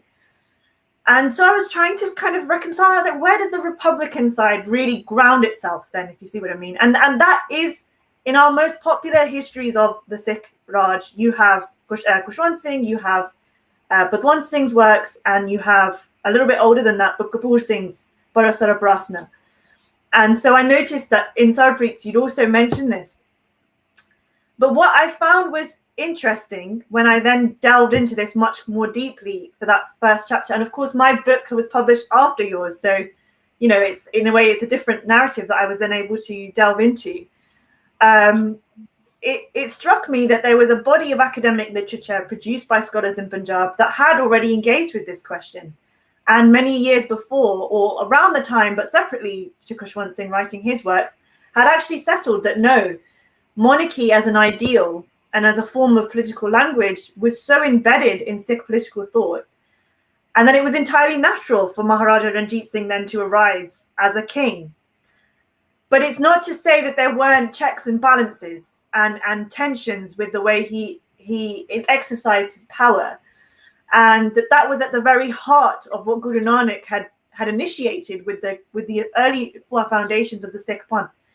And so in no way really was this, this idea of a republic in some respects is a 20th century kind of vision put back on top of Sikhi in some respects, and arising from the very particular politics of that century and what was going on in the subcontinent as we were heading towards independence from colonial rule.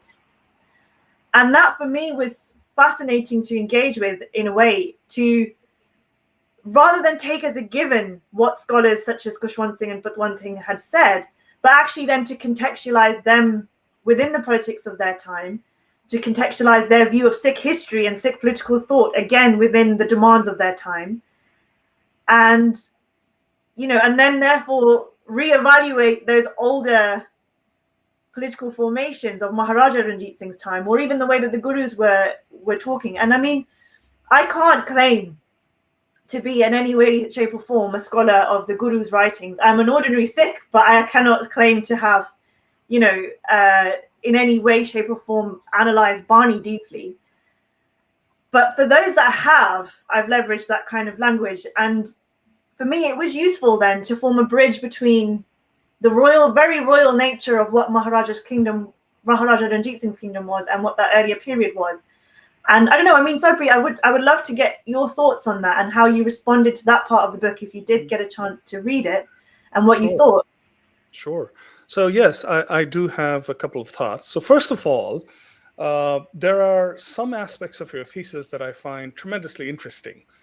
I completely buy into your argument that Ranjit Singh, despite perhaps the lip service that he was paying to the Republican ideals of the Khalsa Panth, was very aware of himself as a king and was very intent on perpetuating his dynasty and succession. I buy into that 100%. I mean, the man was, very, very smart. He knew that he had accomplished great things. And it's absolute human instinct that once you've got to that point, you want to pass it on to your family. So I have no argument with that at all. The Republican nature of the Sikh Panth, how real that was and how it sort of intersected with Ranjit Singh's rule, and whether you can draw a line, dotted or otherwise, from the royalty of the Sikh gurus to the royalty of Ranjit Singh is an entirely different matter. And let me say what I mean by that. There is absolutely no doubt about the fact that right from the time of Guru Nanak, even though the trappings appeared later, this notion of the Guru as king existed. It came to the forefront in the 6th Guru's time. And in the 10th Guru's time, all the visible trappings of royalty were there. There's a very interesting debate between Dr. Fenwick and Ami P. Shah, by the way, where Dr. Fenwick, who's a great friend, he's a very good friend of mine, talks about the sort of spiritual aspects of the Padshahi versus the temporal aspects of the Padshahi. And Dr. Ami Shah sort of negates that very, very effectively. But let's set that aside for a second. We do know, well, within quotes, because this is the storyteller knowing as opposed to the historian knowing, that when time came for Guru Gobind Singh to depart, he anointed the Guru Granth Sahib as the spiritual leader of the Sikhs. That is something that all of us accept almost without question. Now, we also kind of accept the fact that he turned the temporal power of his station back over to the Sikhs, to the Khalsa Panth. as sort of represented by institutions such as the Panj Pyare, as represented by the institution of the Sarbat Khalsa and the Gurmatas that came out of the Sarbat Khalsa. So I think that that is something that is largely accepted. I would say that the history of the Sikh Panth in the 18th century in particular, as the Mughal Empire was collapsing, as the repeated invasions, first from Persia and then from Afghanistan, sort of created turmoil in Punjab and created sort of the perfect situation for the Sikhs to rise, you actually saw that Republican ethos very, very clearly in terms of how the Sikhs were organized, first into the 60 plus bands and then into the 11 or 12 missiles, depending on what one thinks of the Fulkiyas. So you saw that Republican ethos very, very clearly. So to me, and by the way, if you'll allow me to be tongue-in-cheek for just a second, you cite the Prem Samarak Granth and talk about the fact that a Sarbat Khalsa and Gurmata is not mentioned in the Prem Samarak Granth as sort of pointing to the fact that the Gurmata institution was not very important. Not that it wasn't important, just that it's interesting that the text didn't mention it. Yeah. Fair enough. So Prem Samara Granth kind of lost me in that section where it talks about burying a Muslim woman up to her neck in sand and feeding her pork for 51 days to purify her if she wants to marry a Sikh. I'm being tongue-in-cheek. Well, what I'm trying to say is that the fact that the Gurmata doesn't appear in the Prem Samara Granth to me is perhaps not that significant. We do know that even in the time leading up to Ranjit Singh's becoming the emperor and taking over Lahore, there were Sarbat Khalsas in which important decisions were made. I have not been able to find any solid resource that talks about a Sarbat Khalsa in which Sadakaur actually got up and rallied the Sikhs and convinced them to fight. There is a small reference in Khushwant Singh's book, but he doesn't really cite his source. But again, I have no difficulty believing that Sadakaur would have stood up before the Sarbat Khalsa. But the important point is the Sarbat Khalsa is where the decisions were made. And if we go back to the previous decades, in the times of Nawab Kapoor Singh and Jassa Singh Ahluwalia, we find multiple references to that. So my 2 cents is that the Republican ethos was very, very real. And in a certain sense, that's what created the climate for Ranjit Singh to succeed. And by the way, we judge, everyone from the past all the time. We can be judgmental about Ranjit Singh and say that he destroyed the Republican ethos of the Sikhs, and that, in a certain sense, precipitated the decline of the empire. That actually might be true. But from Ranjit Singh's perspective, he had become the king. He had power. So from a point of view of governance, it would have been stupid for him not to emasculate the other missiles, because only by becoming the singular source of power could he rule. So all of that made tremendous sense. So just to bring all of this back together, my 2 cents would be that the Republican ethos and the Republican nature of the Sikhs in the 18th century was very real. It came directly from the turning over of temporal power to all Sikhs by Guru Gobind Singh. Ranjit Singh was not the only one who tried to make himself a king. Baba Ala Singh became a king before Ranjit Singh, and his progeny continued to rule until Indian independence. So the notion of a Sikh chief wanting to be a king was not unique. And Ranjit Singh succeeded beyond anyone else, including Baba Ala Singh. But to draw a line between the Padshahi of Guru Gobind Singh and the Padshahi of Ranjit Singh, in my view, is a bit of a stretch for all of these reasons. Doesn't detract from his success. To very briefly respond, because I know we've got to go for questions soon, is I just take issue with the word republic. What I think what we have is a strongly radically egalitarian ethos, but I take issue with the word republic.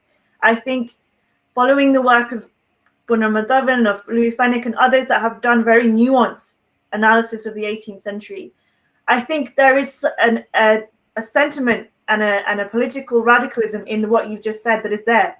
So I would not say it was a republic. I would say it was a bunch of everyone who was individually kings or queens. If you take the Singh and Kaur as its true designation, a bunch of everyone being royal with only some reaching the level of Maharaja. And I think that is the inner tension that exists right to the end of how do you then be the king amongst kings, essentially, if you see what I mean. So that, in a way, I think the use of the word republic is a Western later 20th century imposition, but actually you've got a very different nature of kingship diffused throughout, if you see what I mean, the Sikh people. But how do you bring that to light in a Punjab that is also majority Muslim and Hindu and other religious groups? That's something I think it would be fascinating for us to think about another time. But I to be honest, it's a difference of degrees between us, not of stark, I agree. You see what I mean? But That's wonderful. But thank you. Yeah, thank you to you both. I think the questions look interesting. So shall we move into them? The first Absolutely. one is about the interesting portraits of Maharani Jindal Kaur. Who were the portraitors? Did they make any notes about her? I don't know who wants to take that one first. My mind just gone blank about the name of the artist who made the portrait. I think it was someone George Richmond, but that could easily be wrong. My brain's just gone blank. I think I agree with you. Is that right? Oh my goodness. I don't know if right. knows. It sounds right. I have nothing to contribute, unfortunately. I think so. But whoever that was, I'll tweet it later. I was thinking Beachy for a second, but no, he was the one that did the first portrait of Maharaja Dalip Singh when he was a very little boy.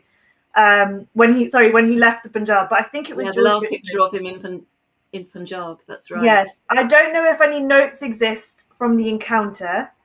I know that there's some sketches exist that were the studies that the artist did before he actually painted the full portrait. So I don't know which private collector has those, but I've seen them around somewhere.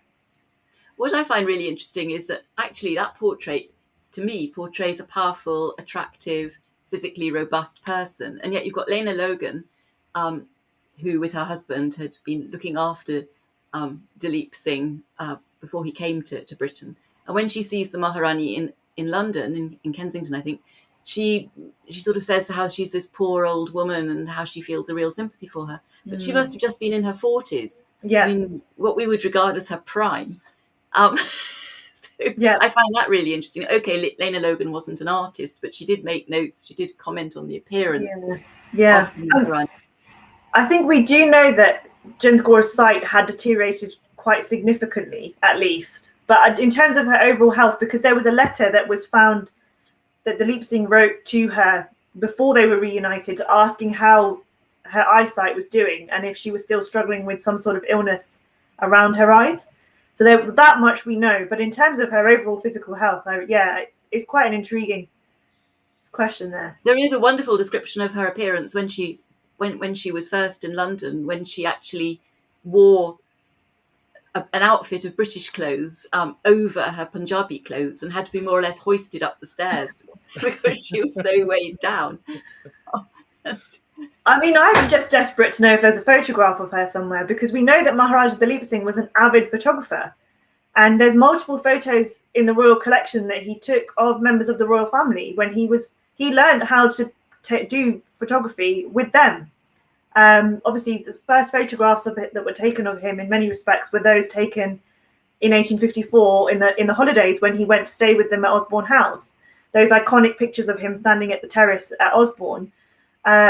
So how did he not take them of his mother? Did she not? If she allowed for a portrait to be painted, surely there must be photographs too, but we haven't found those yet. And to think that there could be pictures taken by Dalip Singh of his mother, that would just be mind-blowing, I think, to find one day. Oh, let's keep hoping. But perhaps we should move on to the question that's addressed to you, Sarvapreet. Can you tell us the significance of music in Maharaja Ranjit Singh's life? Unfortunately, I don't have anything very useful to say other than the fact that numerous visitors to his court talked about the singing and the dancing, and some of the European observers said that the singing was horrible and sounded like screeching, which, as someone who has a passion for Indian classical music, I found rather amusing. And we have references, of course, to dance and his what some of the observers called his brigade of Amazons, who were called upon to put on a show for the visitors. But beyond that, unfortunately, I haven't really delved into anything very, very interesting about music specifically in Ranjit Singh's court. Sorry, I don't have a better answer. No, than that. I should add, I can't add anything further, but a good friend of mine, Radha Kapuria at Sheffield University, will be publishing her first book on this very subject about music and dance in Ranjit Singh's Punjab and then colonial Punjab as a full book next year in May. So do look out for that if whoever asks that question, because it will be, she equally wrote her PhD thesis on the topic. So hopefully she'll be someone that you can speak to next year. Yeah, I was going to mention Radha Kapuria's name. But let's move on to the next question if we've got a minute or two. Was it true that the British didn't contemplate waging war against the Khalsa Darbar? They just wanted to have a buffer against Russian invasion. Or Ranjit Singh's was a truly formidable kingdom to be usurped easily. So yes, did the British want to wage war, or did they just want a buffer? This is the ultimate controversy, isn't it? I mean, in a nutshell, it was the policy to maintain it as a buffer state, for sure, for as long as possible. But it's undeniable that British policy and military planning became increasingly hawkish as the 1840s progressed. And I mean, I err in the book on the side of suggesting that the war was, to an extent, pushed from the British side, particularly through the backstage dealing with Gulab Singh. I think it became increasingly clear that the East India Company officials, Harding's policy in particular, were not happy with the state of play at Lahore under Maharani Jind Kaur, and would rather have seen the breakup, not necessarily the wholesale annexation of the entire kingdom, but its breakup into a more manageable set of chunks, if you see what I mean, in order to create multiple buffers that could more easily be controlled, as well as neutralizing the more mutinous side of the Khalsa army, which is what happens then in 1845-46. Jammu and Kashmir is separated off to Gulab Singh, who is then very loyal to the British government. The eastern half of Punjab is annexed, which is an incredibly rich, incredibly fertile area of land. And Punjabi soldiers are very quickly then started to be recruited into British employ. And then the rump, the other third of the Lahore state, remains under Jind Kaur and Dalip Singh under very tight watch. And it's that Harding says to Henry Lawrence, it would be good to keep this as a buffer state up until Dalip Singh's majority. But, very quickly, once Dalhousie arrives on the scene, the tide completely turns, because he's got no interest in engaging with Indian royalty, which, the amount of states that he, of course, takes over tells its own story. Thanks so much. I think we're up against time, but we have had one answer as well as questions. So Fakira Ijazuddin confirms that it was George Richmond who painted that. Fantastic. And I think that in some ways you've covered the questions that would have been put to us about Ranjit Singh being a secular king, and how did Ranjit Singh manage to keep the leaders united when the British couldn't, and then just divided and defeated them. I apologise to people whose questions required longer answers. I hope there's a way. I'm happy to take questions over Twitter if that's easier. Later on. I'm happy to take questions over Twitter if anyone would like to send anything through. And I'm happy to take questions over email. But for my part, I'd like to thank you, Priya, and you, Sarvapreet, for such an interesting conversation. Thank you very much to both of you. And to the organisers of the festival. It's been amazing to be a part of this. Yes, I second that. Is there any, yes, Indira, is there something which you would like to Well, say to there's us at this tons of point? questions I have. I'm so curious. I'm sitting here in Bangalore. I'm curious about connections to the southern kingdoms. Was there ever any sort of interaction between them in the way administration was structured, how they dealt with colonial powers? So many questions, but I think that's all of that will have to be taken offline. It was a fascinating, wonderful, wonderful session. I learned so much. Priya, I appreciate very much your acknowledging the line of study and your scholarship from where you come, and the fact that you addressed it from a feminist point of view, addressed this whole issue from a feminist point of view, was fascinating. I appreciate that very much. What a wonderful introduction to to the whole session by Eleanor Nesbitt. I mean, and I love the story about your engagement with Khushwant Singh himself. And Sarvapreet ji, you were just like a font of knowledge. So I was just completely absorbed in this session. Thank you so very much, and look forward to more engagement and to reading your book. Yeah. Thank you. Thank you. Take care. Bye-bye. Bye-bye. Right.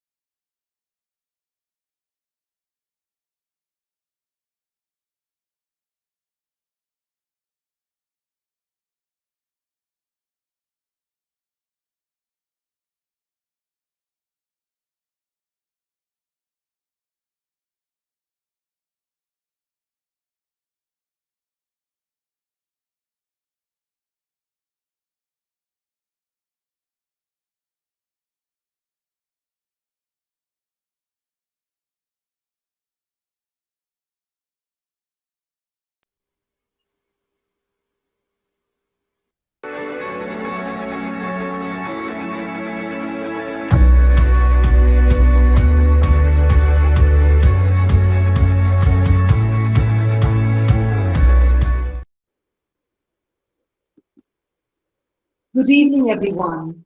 Welcome to Saturday's closing session at the Khushwant Singh Literary Festival 2021, titled Afghanistan the Long War. Today, we are privileged to feature David Loyne, an award-winning BBC journalist with many years of reporting from Afghanistan. He will be in conversation with the award-winning journalist Suhasini Haider, who is the diplomatic editor of the prestigious newspaper The Hindu. Welcome, both of you. They will be speaking about David's newly released The Long War, the inside story of America and Afghanistan since 9/11, whose pages, one review says, is steeped in tragic misinterpretation and always with a sympathy for ordinary people who deserved much better. This year's Khushwant Singh Literary Festival is themed The Second Becoming and opens the possibility to harness the impulse to change, to re-emerge better, to renew, to rebuild. And as Niloufar put it, when we think of Afghanistan, we can only hope for a second becoming. David Loyne and Suhasini Haidar, Afghanistan the Long War. Over to you. Hello and good evening, David. It's such a pleasure to have this conversation with you. I should start by saying that really the Long War is one in a long series of David's writing on Afghanistan. He wrote way back when he wrote about what he called Frontline, about reporting there. There's a fascinating history of Afghanistan called Butcher and Bolt. It's about 200 years, really, of foreign forces trying to be in occupation of Afghanistan, I should say. There was the shorter one in Afghanistan, and now there is the Long War. That really describes the last 20 years. Afghanistan post 2001, post 9/11, and particularly the very, very dubious history of the United States in Afghanistan over the last 20 years. And, you know, the entire intervention that ended much like other wars waged by foreign armies in Afghanistan. Fierce fighting force still in power there, and the nation still mired, unfortunately, in poverty. So this book really chronicles the missed opportunities, all the left turns that the US and its allies took when they should have been turning right and the other way around. It also turns the spotlight on Afghanistan's leaders and how they failed really one by one to work and do what was needed just at that moment to change their nation's destiny. You know, critical years. I'm sure everybody has watched David on TV. I myself can remember his interventions, his reporting really from the subcontinent in the 1990s. He's been a foreign correspondent for more than 25 years, mainly with the BBC. He was, of course, the only foreign reporter with when the Taliban took Kabul in 1996. And then he had a very interesting vantage position, which I hope to talk about, which was as an advisor to the Ghani government on strategic communications for about a year. David, with that long introduction to the book, I was taken right at the beginning, where you make it clear, in a sense, you say that they didn't have a doctrine. The United States and its allies, the nations that went in post 2001, just didn't have a strategy. So in some ways, there is this idea that the outcome was preordained. That the day they entered Kabul in 2001, and of course you make the point that taking Afghanistan is easy. It is creating security within Afghanistan that is so difficult to do. So some would say that it was preordained. The day they went in was, in fact, it was quite clear that the US and other foreign forces would never be able to stabilize the country. On the other hand, as you have painstakingly detailed, there were many times when if the US, for example, had not taken that turn off to Iraq, if the US had not tried to deal directly or deal only with warlords in the country, if the UK hadn't intervened at a certain time on peace talks with the Taliban, there's so many ifs that I think your book actually ends with. Which do you think it is? Was it a fate? I mean, was it a preordained outcome, or was it something that really could have been a different outcome? Well, Suhasini, it's so good to talk to you, and such an honor to talk to the Khushwant Singh Literary Festival and to be with you all. Your point is very well made, that the lack of a sense of a doctrine of intervention, I think, really doomed this war from the Western point of view from the very beginning. Western armies have been used in the past, they quite like training with big bits of kit for what we call symmetrical warfare, for armies fighting each other across battles, the traditional battles of the past. But actually, those kinds of wars, on the whole, don't happen. You know, if America looked at its own history, it would train much more for these complicated national interventions in countries, because that tends to be the kind of warfare that America is engaged in for really most of the 200 years of its history. So when it came to Afghanistan after 9/11, the appalling attacks and the shock of America, and the inevitable military response that was going to come against the people who'd harbored Al-Qaeda in Afghanistan, America didn't have the training, the capacity to really understand how to manage what they were trying to do in that country. So from the very beginning, it was improvised. And I think we saw the mistakes really before December 2001. I mean, I spent a lot of time in those early months traveling really mostly behind Tajik lines in the north of the country, the small part of the country that was not in Taliban hands before 9/11, and then traveling with Hazara forces to retake Bamiyan. And I was struck by the lack of international intervention on the ground. So what we saw was enormous American firepower, quite extraordinary sites that I saw. I was just north of Bagram when they were bombing the Taliban front lines quite close by. It looked, I mean, in a way, it looked like a kind of air show. It was plane after plane after plane with no stopping the American assault on the Taliban front line. So there was no doubt that they were going to win at the beginning in terms of defeating the Taliban. That wasn't very difficult to do. But the problem was that they then allied with people who in the past had in Afghanistan been seen as warlords and actually been seen to fail. Those Northern Alliance groups, Dostum, Massoud,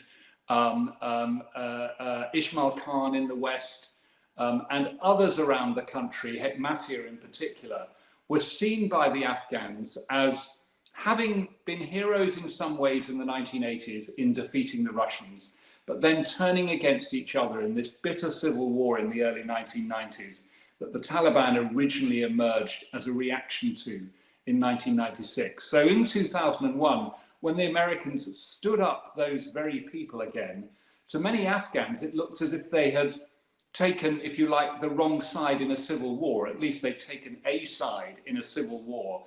And I don't think America quite understood that that's what they'd done in 2001. And the consequences took them really 2 decades to unravel. And if you look at at that policy on the ground at the end of 2001, what America was trying to do was to capture or kill Osama bin Laden and the senior Al-Qaeda people. That was the biggest priority that they had. And when he was cornered at Tora Bora in the first week of December in 2001, America had the capacity to send in US Marines. 2,500 US Marines were on board a ship, around 1,000 on shore already, available to be sent into war. And America didn't use them. Instead, they used 2 pretty unreliable local militia leaders to do the fighting on the ground. There were more international journalists at the Battle of Tora Bora than there were international troops in the first week of December 2001. And the consequences were working with those unreliable local militias, many of whom had been allied to Al-Qaeda until only recently. The consequences were that Osama bin Laden escaped, and it took another 10 years before they cornered him in Pakistan. So even in the terms of the war itself, the way that they went in with this light footprint on the ground was going to fail to deliver the consequences. And then after that, you saw in 2002, you saw these sort of contradictory policies emerging on the American side and with their allies. Of course, America was always the biggest player, but there were by the end more than 50 countries involved in the military alliance in Afghanistan, including Britain as the second largest contributor.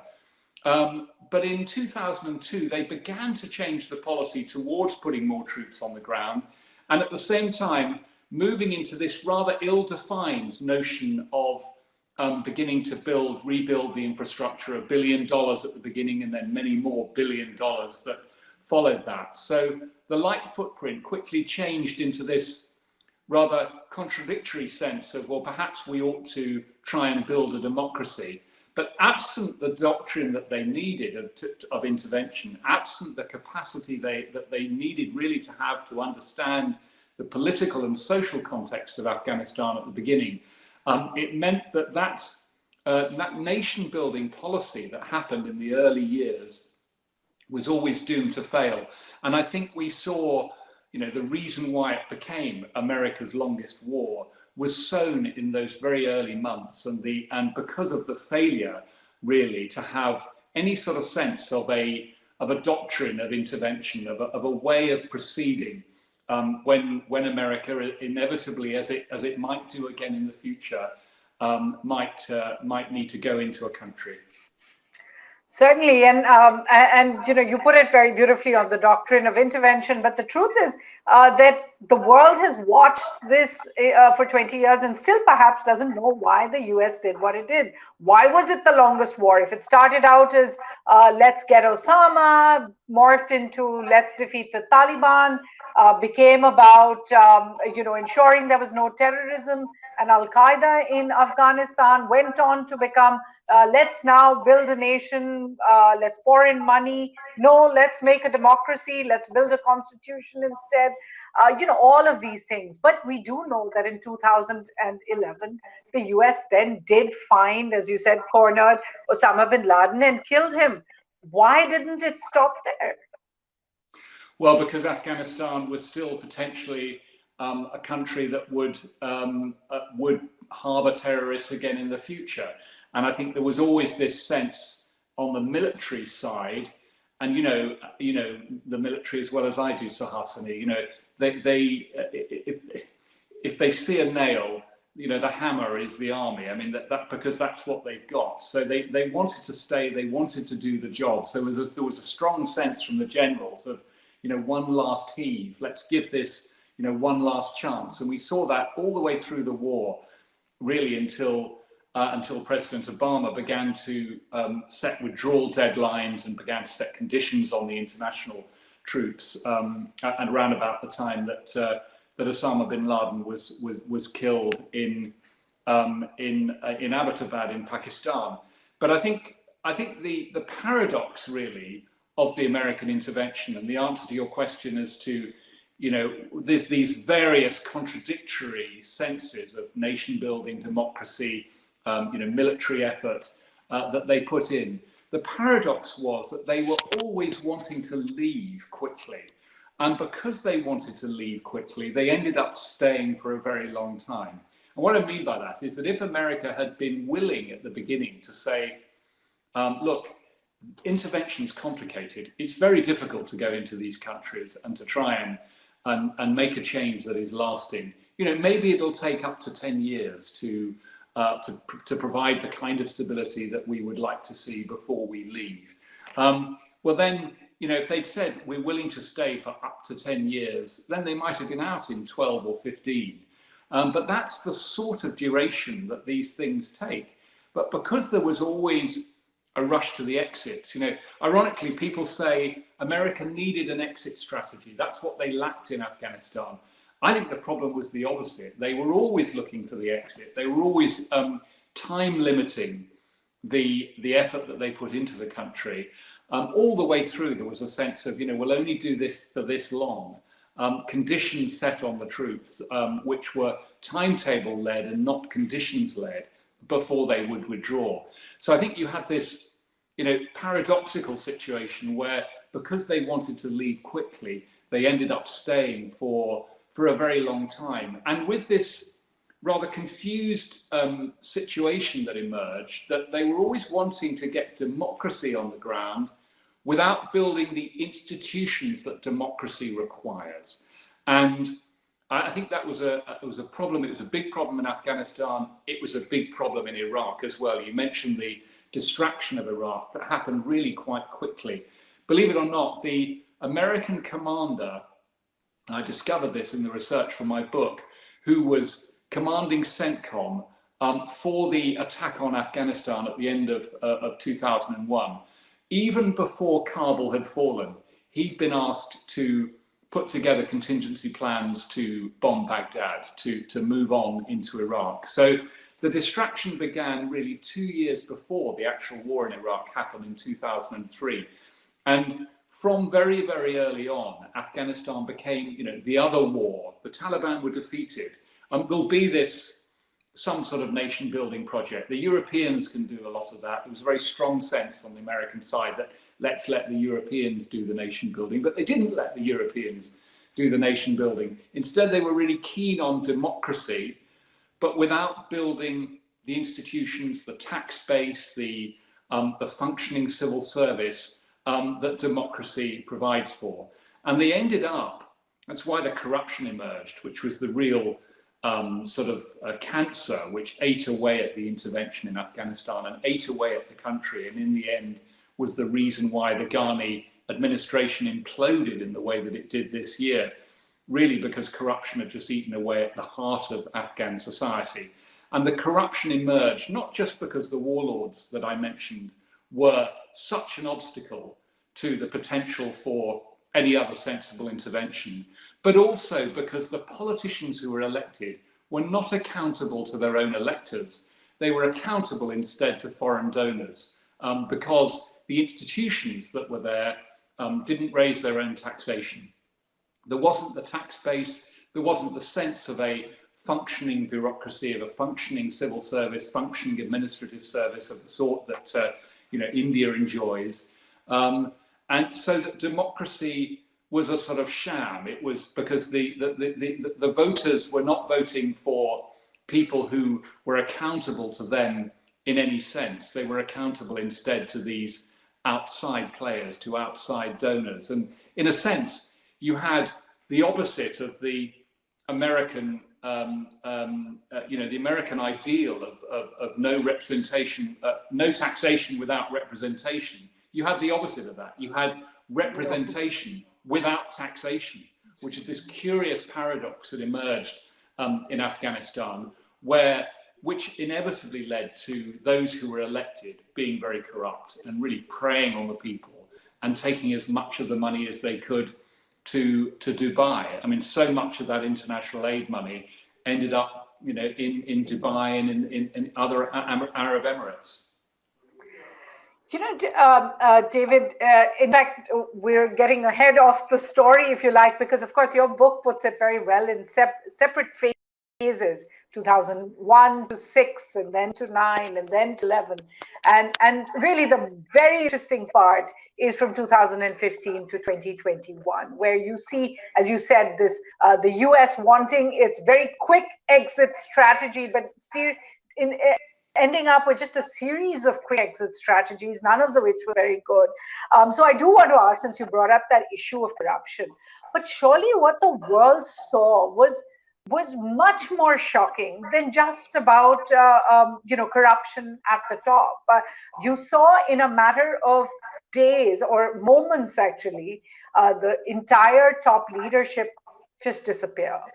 The entire ANSDF, which every other military commander who had worked with them and people who had armed them felt they could actually withstand a lot more. You saw them disappear.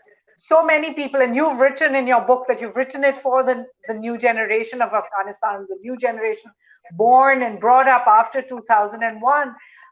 And yet that entire elite, educated, intellectual layer of Afghanistan also disappeared. Many of them, of course, clinging on to planes, having to leave the country in the worst possible circumstances. But what I'm trying to ask really is that why do you think I mean, corruption is one part of it, but why do you think that whole chimera, after all, when you say democracy, Afghanistan had 3 elections. Why did that entire thing just come down like a house of cards also suddenly? Well, it was remarkable what happened this summer, and the events of August the 14th, 15th in particular. I mean, I think, I've heard a lot of stories from, as you mentioned, many of the elites have ended up abroad. Many of them are here in London, and I've met them since they've been here, and I've talked to other people who were there on the ground. And I think, I don't believe, by the way, the Russian story that President Ghani left in a plane loaded with dollars. I mean, that wasn't his style.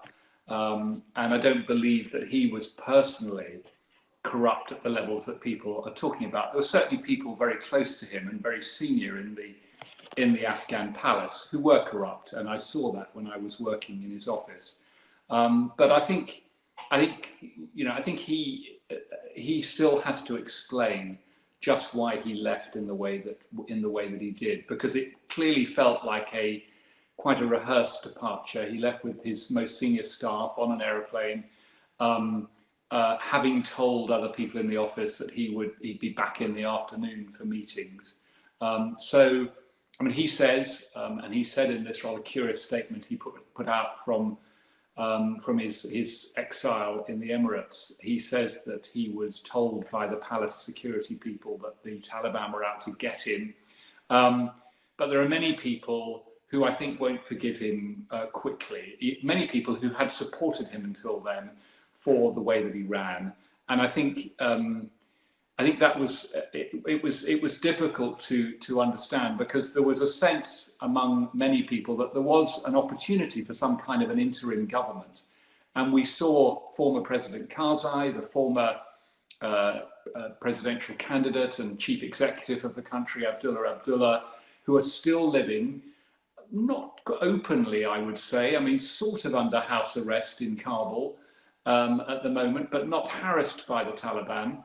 And still engaging with international media. Ex-President Karzai did a very interesting interview this week with the international media. So, whether it would have been possible for Ghani to have remained and to have, continued some kind of transitional relationship or arrangement with the Taliban, I don't know. But I've talked a lot about the events of that weekend, but I think before that, there was really a sense which is why one of the reasons why the Taliban were able to move in so quickly this year, a sense that this government was corrupt, was more corrupt than the Karzai government, that corruption had sort of eaten away, as I say, at the sort of heart of the administration, that all interactions that any Afghan had with the state involved some kind of payment, and the corruption meant that the senior jobs were in the hands of people who weren't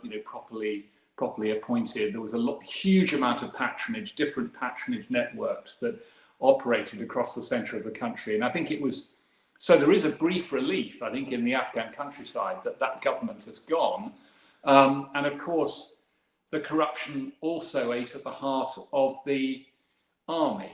And although we were told there were 300,000 Afghan troops, there weren't 300,000 Afghan troops. The incoming defence minister, who was appointed just a couple of months before the fall of Kabul in the summer, I was told by someone in his office that there were really only about 50,000 effective troops. Now that would have been enough to hold the Taliban back if they'd been well organised and well coordinated at the centre. But one of the problems of the Ghani administration actually was that in terms of security, they were quite sort of interventionist in the way that they moved people around, rather than letting the army take the professional decisions that it wanted to do to protect the country. And by the time they put key commanders, good commanders like Sami Sadat, who'd defended Helmand rather successfully until just the week before Kabul fell, by the time they then moved him into a more senior position and allowed him, in a sense, to try and reorganize special forces to defend Kabul, it was all too late, and the Taliban were at the gates, and the whole thing collapsed. And I think the Afghan army, in the end, just took off their uniforms and went home, to some relief in the Afghan countryside. And I think the Taliban certainly do have a moment of relief when people say, well, at least the fighting stopped, at least the bombing stopped, we're not being killed anymore. But that's going to be very brief, because the amount of challenges that they have, there's no money in the economy, there's enormous poverty, hunger really, for 15 to 20 million people who will require food aid this winter, and a pretty bleak sort of outlook for the Taliban if they don't significantly sort their administration out quite quickly. And it doesn't look as if they're doing that. We've seen the structure of the government that they put in place is not one that lends itself to the international community thinking, well, this is an administration that we can do business with, because we saw the head of Pakistan's ISI, after 2 weeks of argument between different Taliban factions, they didn't have an administration in place to go into power quickly when the country fell. They organized the fall of the government, but they didn't have an administration to replace them. We saw the head of the ISI go in to bang heads together and try and impose some sort of order on the Taliban government. But the order that Pakistan imposed was entirely led by the Haqqani network, their biggest clients in Afghanistan. And the Haqqani network have been responsible for most of the big terrorist attacks in the last few years. They've killed hundreds and hundreds, thousands of Afghan civilians. I haven't killed very many foreigners. They've killed thousands of Afghan civilians, and people are very aware of that in Afghanistan. So I think both in internal terms and in international terms, the Taliban have not done anything to satisfy anybody, or just to try and build some sense that they would be, a different sort of administration, and that in some ways goes to justify the actions that former President Ghani took in running away in the way that he did. That maybe there was no dealing with this administration. There was no possibility of an interim administration. His time had come to just leave, and that's what he did. Right, and it's interesting because just 2 weeks before the August 15th, the developments, President Ghani was in Tashkent. I interviewed him at the time, and he couldn't have looked more in charge and aware of the situation. He said, my nation needs a commander-in-chief, and for the moment, I am going to be that commander-in-chief. I'm not going to run away. They sounded like anti-prophetic words. Now, I want to take apart a little bit of what you've just said. You spoke firstly about Sami Sadat, the general who then came in too late to guard Kabul. He wrote about what went wrong. And he said that essentially, it wasn't just a question of trying to shift the blame. He essentially said, look, when you took away all the American gadgetry that helped us with operations, whether it was the drones, whether it was surveillance, whether it was intelligence, which the Americans began to do quite early in the game. You took away our eyes and ears, in a sense, about where we should be attacking. When the contractors were pulled out, American contractors were pulled out of the US, out of Afghanistan, once again, the ANSTF was left blind. And the basic point that the US entered into the Doha Agreement with the Taliban, essentially, in a sense, making the Taliban, in an interlocutor, almost saying that the Taliban had a right to rule in Afghanistan. Obviously, they didn't say they had the unique right to rule, but they felt that the Taliban should be a part of the government. Mr. Biden himself has said since then that he spoke to Mr. Ghani on 3 occasions and tried to tell him, let the Taliban into the government. Now, if that is in fact the case, then doesn't so much of this blame for the collapse of the military in Afghanistan really lie at the door of the US? In a sense, with the Taliban coming to power, the US got what perhaps it was negotiating for, what Zalmay Khalilzad was talking about for 2 years before that. Yes, and well, as you know, Zalmay Khalilzad, the negotiator, just left office yesterday, and promises in the days to come to talk about what happened in some detail. I think he had an extraordinary challenge when he was told by President Trump to negotiate a withdrawal deal, because that's really what Trump wanted. I think in the couple of years before that, interestingly, in the early years of the Trump administration, the Trump policy suggested to him by his then Defense Secretary Jim Mattis was quite a good one. It was a sound one. It was really to put a lot of military pressure on the Taliban, which the Americans did quite successfully, without then a timetabled withdrawal. For the first time, Trump said, well, look, just do the job as long as you can. But then only a year later, unsurprisingly for Trump, I suppose, he changed his mind. and said to Zalmay Khalilzad, no, we need to negotiate a deal, and we need to negotiate it quickly, ideally for him before the election last year, for a full withdrawal. That's really what he wanted. I think Zalmay Khalilzad, to an extent, did what he could do in those circumstances with that hand of cards. But you're right.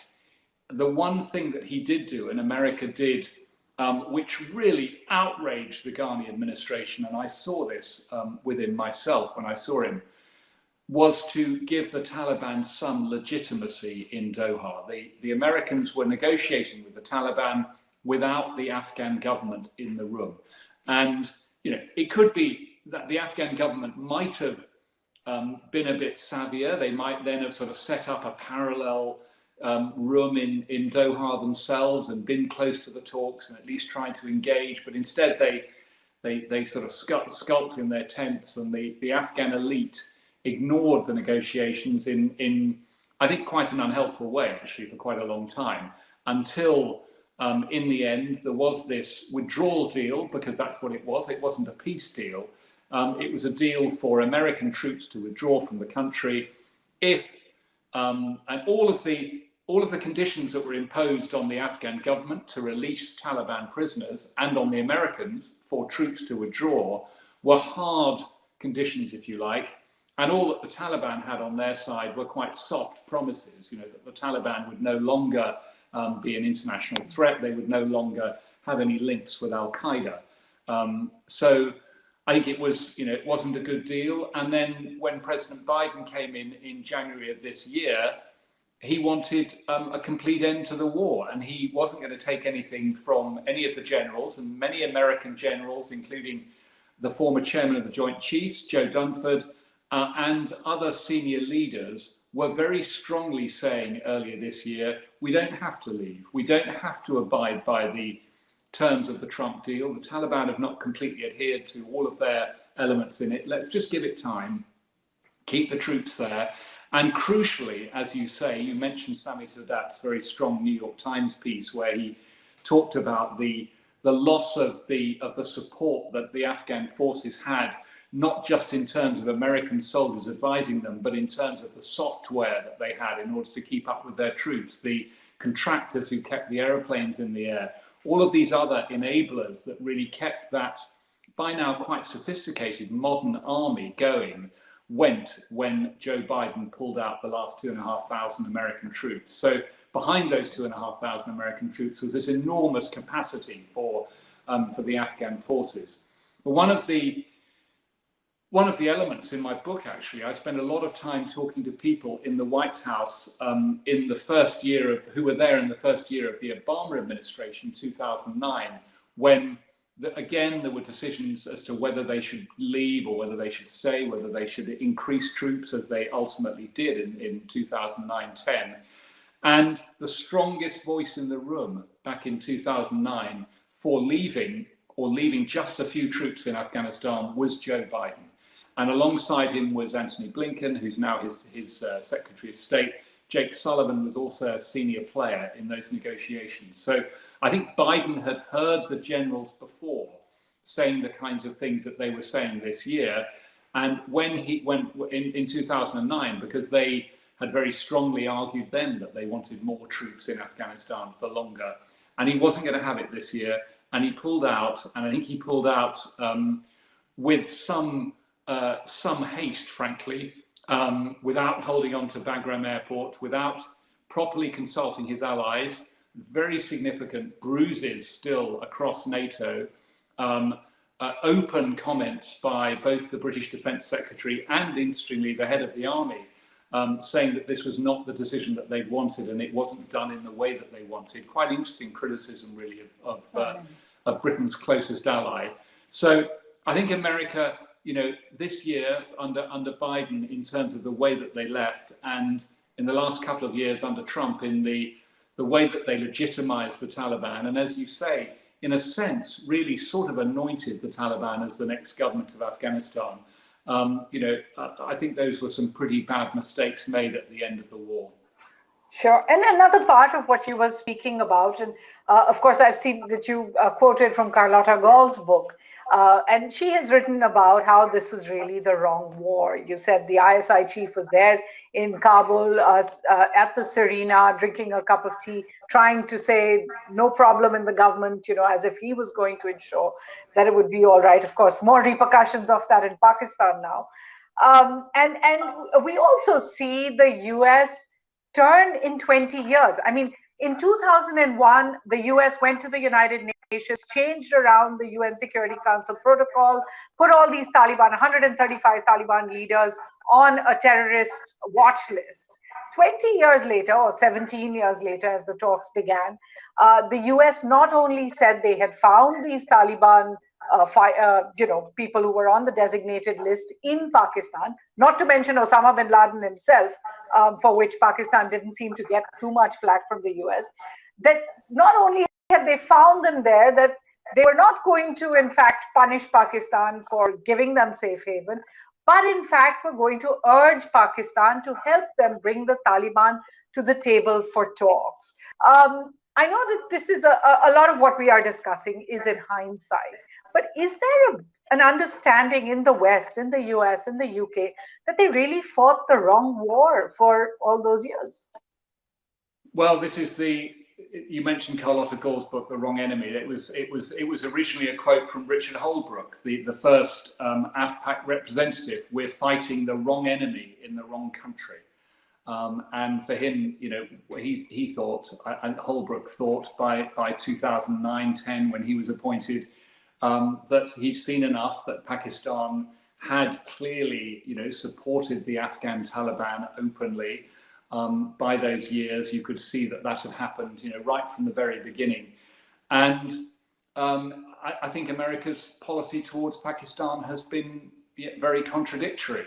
The spine of my narrative, the main interviews in my book, The Long War, were with the senior military commanders during the combat years, 8 rather remarkable individuals.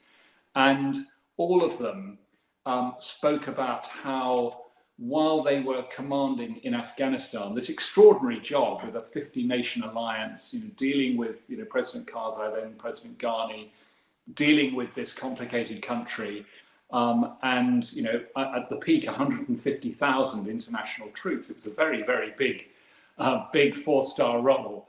And all of them said that while they were in office, they could see Pakistan and what they were doing. There was on one occasion there was an American major ambushed while negotiating with the Taliban, with the Pakistani border guards, and shot dead.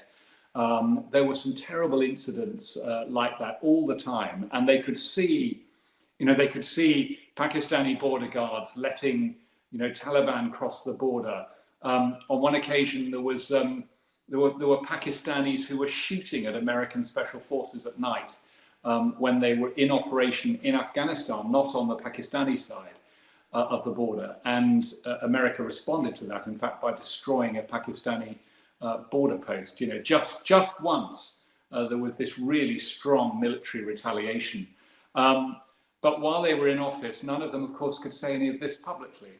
It was only after they were in office. So the public view of America always was that destabilizing Pakistan, and this remains American policy, destabilizing Afghanistan always felt like a bad thing to do, because Pakistan has nuclear weapons, and the last thing that anybody outside the region, and frankly, I think inside the South Asian region, wants is an unstable Islamist country in control of nuclear weapons. So, America has a long-term alliance with Pakistan and was wanting to retain good relations with Pakistan during the war, because they were relying on it to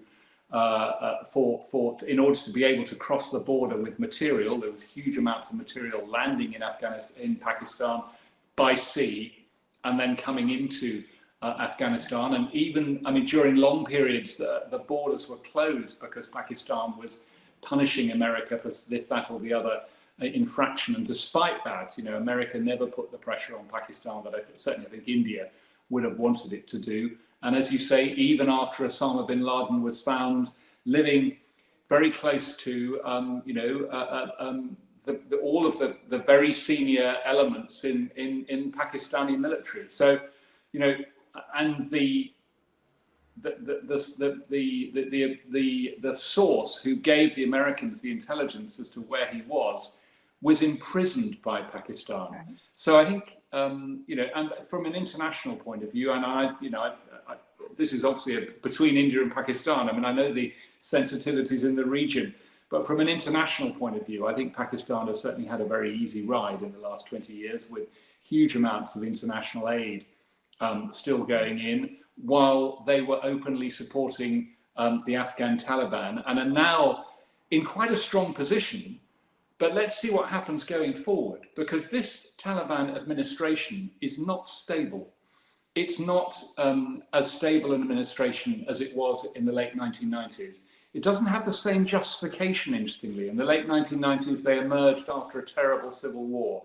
This time, they emerge after a period of, there's been fighting going on in Afghanistan, but a period of significant social progress. In many ways, Afghanistan is an alien nation to the Taliban.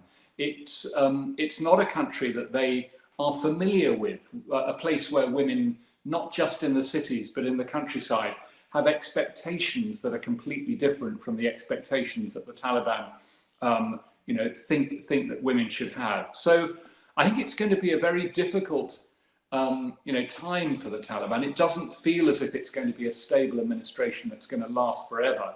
And I think Pakistan has huge challenges as to how it manages that, particularly because Pakistan has gone the whole way in going for the most extreme, terrorist individuals to have the most senior positions in the Afghan government, and I think that's going to be, in the months and years to come, quite a challenge actually for the Islamabad government. Yeah, in a sense, Pakistan owns the problem because of their proximity to the Haqqanis. And you would have seen just 2 days ago the horrific visuals of Sirajuddin Haqqani at the Kabul Continental, meeting with the families of suicide bombers, glorifying the act of the suicide bombers.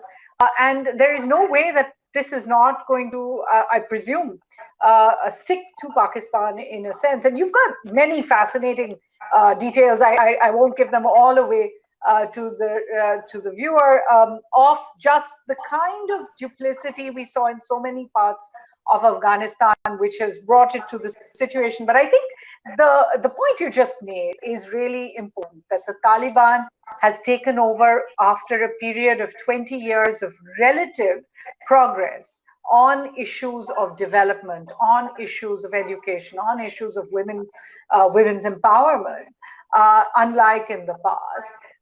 Another question I did really have for you is, why is it that even when the Russians left, in a sense, and nobody can really compare the kind of money or manpower that the US put into Afghanistan over the past 20 years. When the Russians left, despite not having made all of those, all that kind of an investment, the government they put in power was able to more or less manage for at least 5 years. Here, the government didn't even last 5 hours. Why do you think that was?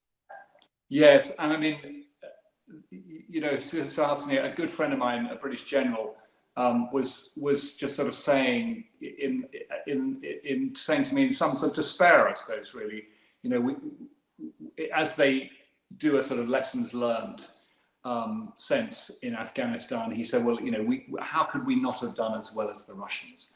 And I think that the fact that Russian government lasted, yes, for 3 years, and from 89 to 92, until the Mujahideen, finally pushed them out. And then only really because Russia had collapsed and Russian aid stopped. The international aid would have continued to the Ghani government. It was continuing to flow in billions of dollars. But I think that's one of the key lessons that is going to be a real challenge to people. And my hope really for Western powers my own country, the United States, those European powers who are still engaged in sort of interventions around the world, France in particular, and engaged in several countries in Africa, Mali in a very big way just at the moment. My hope is that the lessons are properly learnt from Afghanistan, that people don't just turn away and go back to training for symmetrical warfare, which is the inevitable sort of demand of the military to say, we're never going to get involved in these kinds of things again. I think they probably are. And I think learning the right lessons would properly honour the sacrifices of those who fell, because it's quite hard to get any solace out of this. This was a defeat for the West, a very significant military defeat, and a defeat really for Western power, for Western involvement, for the capacity of the United States to, and then many people in India might be cheering that, America is no longer going to act as the world's policeman. But I think a world where, the democratic West does not, engage in a positive way in countries around the world, sometimes with military force, would be a worse world. A world where Russia and China, were the key international interlocutors setting the rules, which, increasingly Russia and China there's a conference going on today in Russia with senior Taliban leaders, with a whole which India is a series part of regional countries, indeed. And so I think, I think there is a new reality in South Asia, with a very weakened and humbled United States, frankly, more humbled actually. I mean, this feels to me like quite a significant historical turning point, the 15th of August, 2021, in terms of American power internationally, and in terms of the ratcheting towards the Chinese century. And I think, we have to think about the right kind of lessons in the West in order to be able to do these kinds of things better, in order to wield the sort of support that I think Western democracies feel that they should do. And I think the peoples of the world would be better if we did. And you made that point about India, and obviously that's the subject for another discussion. But I think in India, there is a real worry that if on India's West, the kind of security threat has just ratcheted up as much as it has because of the US pullout and the manner of the US pullout, then really what kind of guarantees can India take for what is going to follow clearly in its east as the US gets involved more and more? Absolutely. In the Indo-Pacific? There are obvious challenges in the Quad in terms of and America's wanting to turn towards the east. But I think it's always, even when the Quad was meeting in Washington recently, it was really interesting, the first real talks that they held after the UN General Assembly. I thought it was really interesting that Joe Biden was pulled back once again to talk about Afghanistan, which he didn't want to do. Correct. David, I could keep speaking to you about your book. And of course, as capitals around the world do this soul searching that you were speaking about, I don't think there's a better book than The Long War to help them with that journey. But there are a lot of questions that I have received. Some of them deal with the idea of, in fact, two of them I have asked, is there anything good about the Taliban? Is there anything new that you see about the Taliban? Has it changed at all? And can there be any positive outcome now? I think there was a lot of, frankly, misplaced optimism, sort of false hopes on the part of the West in particular, but some other countries in the world, that somehow the Taliban would be different. Because we'd seen them in Doha negotiating, we'd somehow seen a different sort of face from the Taliban. And I never knew where that came from, because there's no sign that they were going to be any different. In fact, in many ways, Taliban 2.0 is sort of worse than they were before. The Haqqanis have their capacity to operate, far more strengthened than they did before. You mentioned this extraordinary event yesterday, the day before in Kabul, where the families of suicide bombers were given compensation and sort of greeted as great heroes of the nation. And I think that, you know, that kind of iconography, that sort of sense of a nation is not something that, you know, that the Taliban are going to be able to build, you know, confidence within their own country or outside the country. So I think they face formidable challenges. There's no sense that they have the capacity to operate the relatively sophisticated country that Afghanistan has become. You know, I think the two big differences between Taliban 1.0 when they came in the mid-90s and now, number one, they don't have the same justification, that they're not coming in off the back of a civil war to sort of end the destruction, terrible destruction of Kabul. The first time I went to Kabul in the mid-1990s, we had to sleep in the basement of the house with a shovel, just in case a random rocket came in the night and destroyed the house. There were random rockets, you know, people were murdered. The BBC producer was taken out of his car, targeted and murdered by Gulbuddin Hekmatyar's people in Kabul in 1994. And that kind of destruction, the Taliban came as a sort of relief to that. And they came into a country that didn't have that wasn't sophisticated, that had been broken by civil war, where, you know, their sort of tribal values were not completely unacceptable. They were pretty unpleasant in the cities, in Herat in particular. But now it's different. Now Afghanistan has been, you know, a much more progressive country, much more sophisticated country, and they don't have anything like the capacity that they need in order to govern that country. So I think how they fall is really the challenge, and what the international community do in terms of building some sort of alternative, so that perhaps there could be, after the fall of the Taliban, which will come, and, you know, let's see if we can keep Pakistan out of it this time, that there'll be something that will come without necessarily a big conflict. Certainly, and those two questions were from Una in London and then Bharat in Malaysia.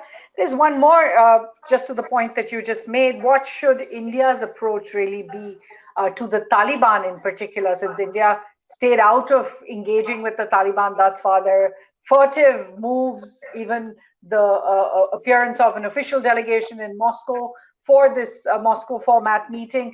But India has by and large stayed away. What should India do?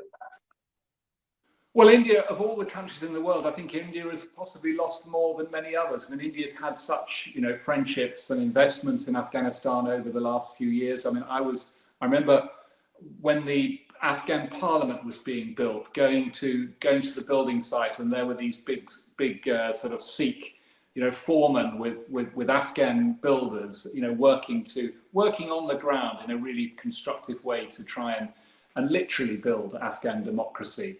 And that sort of investment and that people-to-people contact that India has had with Afghanistan, the very long-term, you know, human relationships, of course, will remain. But I think India has enormous challenges. I mean, look, talking to the Taliban feels inevitable in some way. That doesn't mean recognizing them as the legitimate administration of the country. And I think it's been really interesting this time that no countries have yet recognized the Taliban. You know, the three countries, you know, Pakistan, Saudi Arabia, and the UAE, who did recognize them last time, have stayed away for now. So I think there's, you know, the international community is still biding their time, and India has, I guess, some advantages in that. But in order to protect investments, in order to support those people-to-people contacts, in order to, you know, potentially, you know, neutralize as much as India can the, you know, enormous influence of Pakistan. Clearly, some sorts of negotiations, you know, some sorts of discussions with the Taliban feel, even if it's only in regional forums, feels like something that I think India, you know, would lose out if they didn't engage in. Understood. That was from Samina in Chennai, and of course, you spoke about what India has lost in terms of its friends, and I know that you lost a colleague last month, Rahimullah Yousafzai, somebody, a journalist many of us have worked with, whose knowledge of the region was very vast. And there is a question here from Suman in Hyderabad asking, so what was your most heartwarming or heartbreaking experience in your time in Afghanistan? I should just say, you mentioned Rahimullah Yousafzai, who was a good friend of mine, and in fact he was the reason that I was able to enter Kabul with the Taliban in 1996. We used to travel together a lot in those days, and of course he was the only journalist that Mullah Omar would ever speak to, and he never lost his complete independence as a correspondent and ability to operate across all sides. And you know, I learnt a huge amount from him. He was a gentleman and a great influence, actually, in a sense, in interpreting Afghanistan to people like me, Westerners who came and really didn't know anything about the country. I love this question, though. Thank you for the question. You know, what's my most heartwarming experience in Afghanistan? You know, I've travelled all over the country, and you know, the memories of those chaikhanas, the places you stay, where you know they'll pull out a wonderful sort of fried food, some, you know, sometimes grilled quail, which is a real specialty in the countryside in Afghanistan, or fish from the river, and then you roll out the mats on these brick floors with a carpet over the top, which have got a fire burning underneath, and sleep for the night where you've eaten. And just those kinds of the camaraderie and friendship of people everywhere you go in that very rugged countryside. But I guess my most heartwarming sort of memories are of the extraordinary nature of the oral culture. People recite poetry at a moment's notice, and they're quite regarded for it, even at quite formal events. I mean, you know, last time I was in Afghanistan actually was for the second inauguration of President Ghani in March of last year, when I was invited by his staff, because I'd known them very well when I'd worked there a couple of years before. And even at that event, you know, people would leap up in the middle of the audience and recite a few lines of poetry to enormous acclaim from everyone around them. And you know, there are poetry phonings on. There are whole radio programs, you know, devoted to people reading or reciting their own poetry. And I think a land that has such a sort of poetic soul and an oral culture of that quality is a country that you know, deserves our enormous respect. The Afghan people, you know, deserve far better, I think, than history in the last 40 years has delivered to them. And I know that's something you do repeat often, that Afghanistan deserves better. David Lloyd, it's been just such a pleasure. For those of you who have been wondering why the book is called The Long War, it's from the Sun Tzu saying, only one who knows the disastrous effects of a long war can realize the supreme importance of rapidity in bringing it to a close. So maybe we've seen at least this chapter close, but hopefully the longer war for Afghanistan will end for the Afghan people as well at the earliest. David Lloyd, thanks so much. I'm going to hand back to our organizers at the Khushwant Singh Literary Festival now. Thanks so much, Suhasini. Thank you so much, David, Suhasini, for this beautiful and erudite and in-depth analysis of US engagement in Afghanistan. It highlights the tragedy of Afghanistan and the current painful realities of this land with a poetic soul. You talked us through the lack of a US doctrine of intervention, the failure to build institutions of democracy, the corruption, and the reasons why this corruption has just blossomed and exploded. Talked about how one conceives of the end of Western power. But really we take with us the idea of the land of the poetic soul. Thank you. Thank you very much.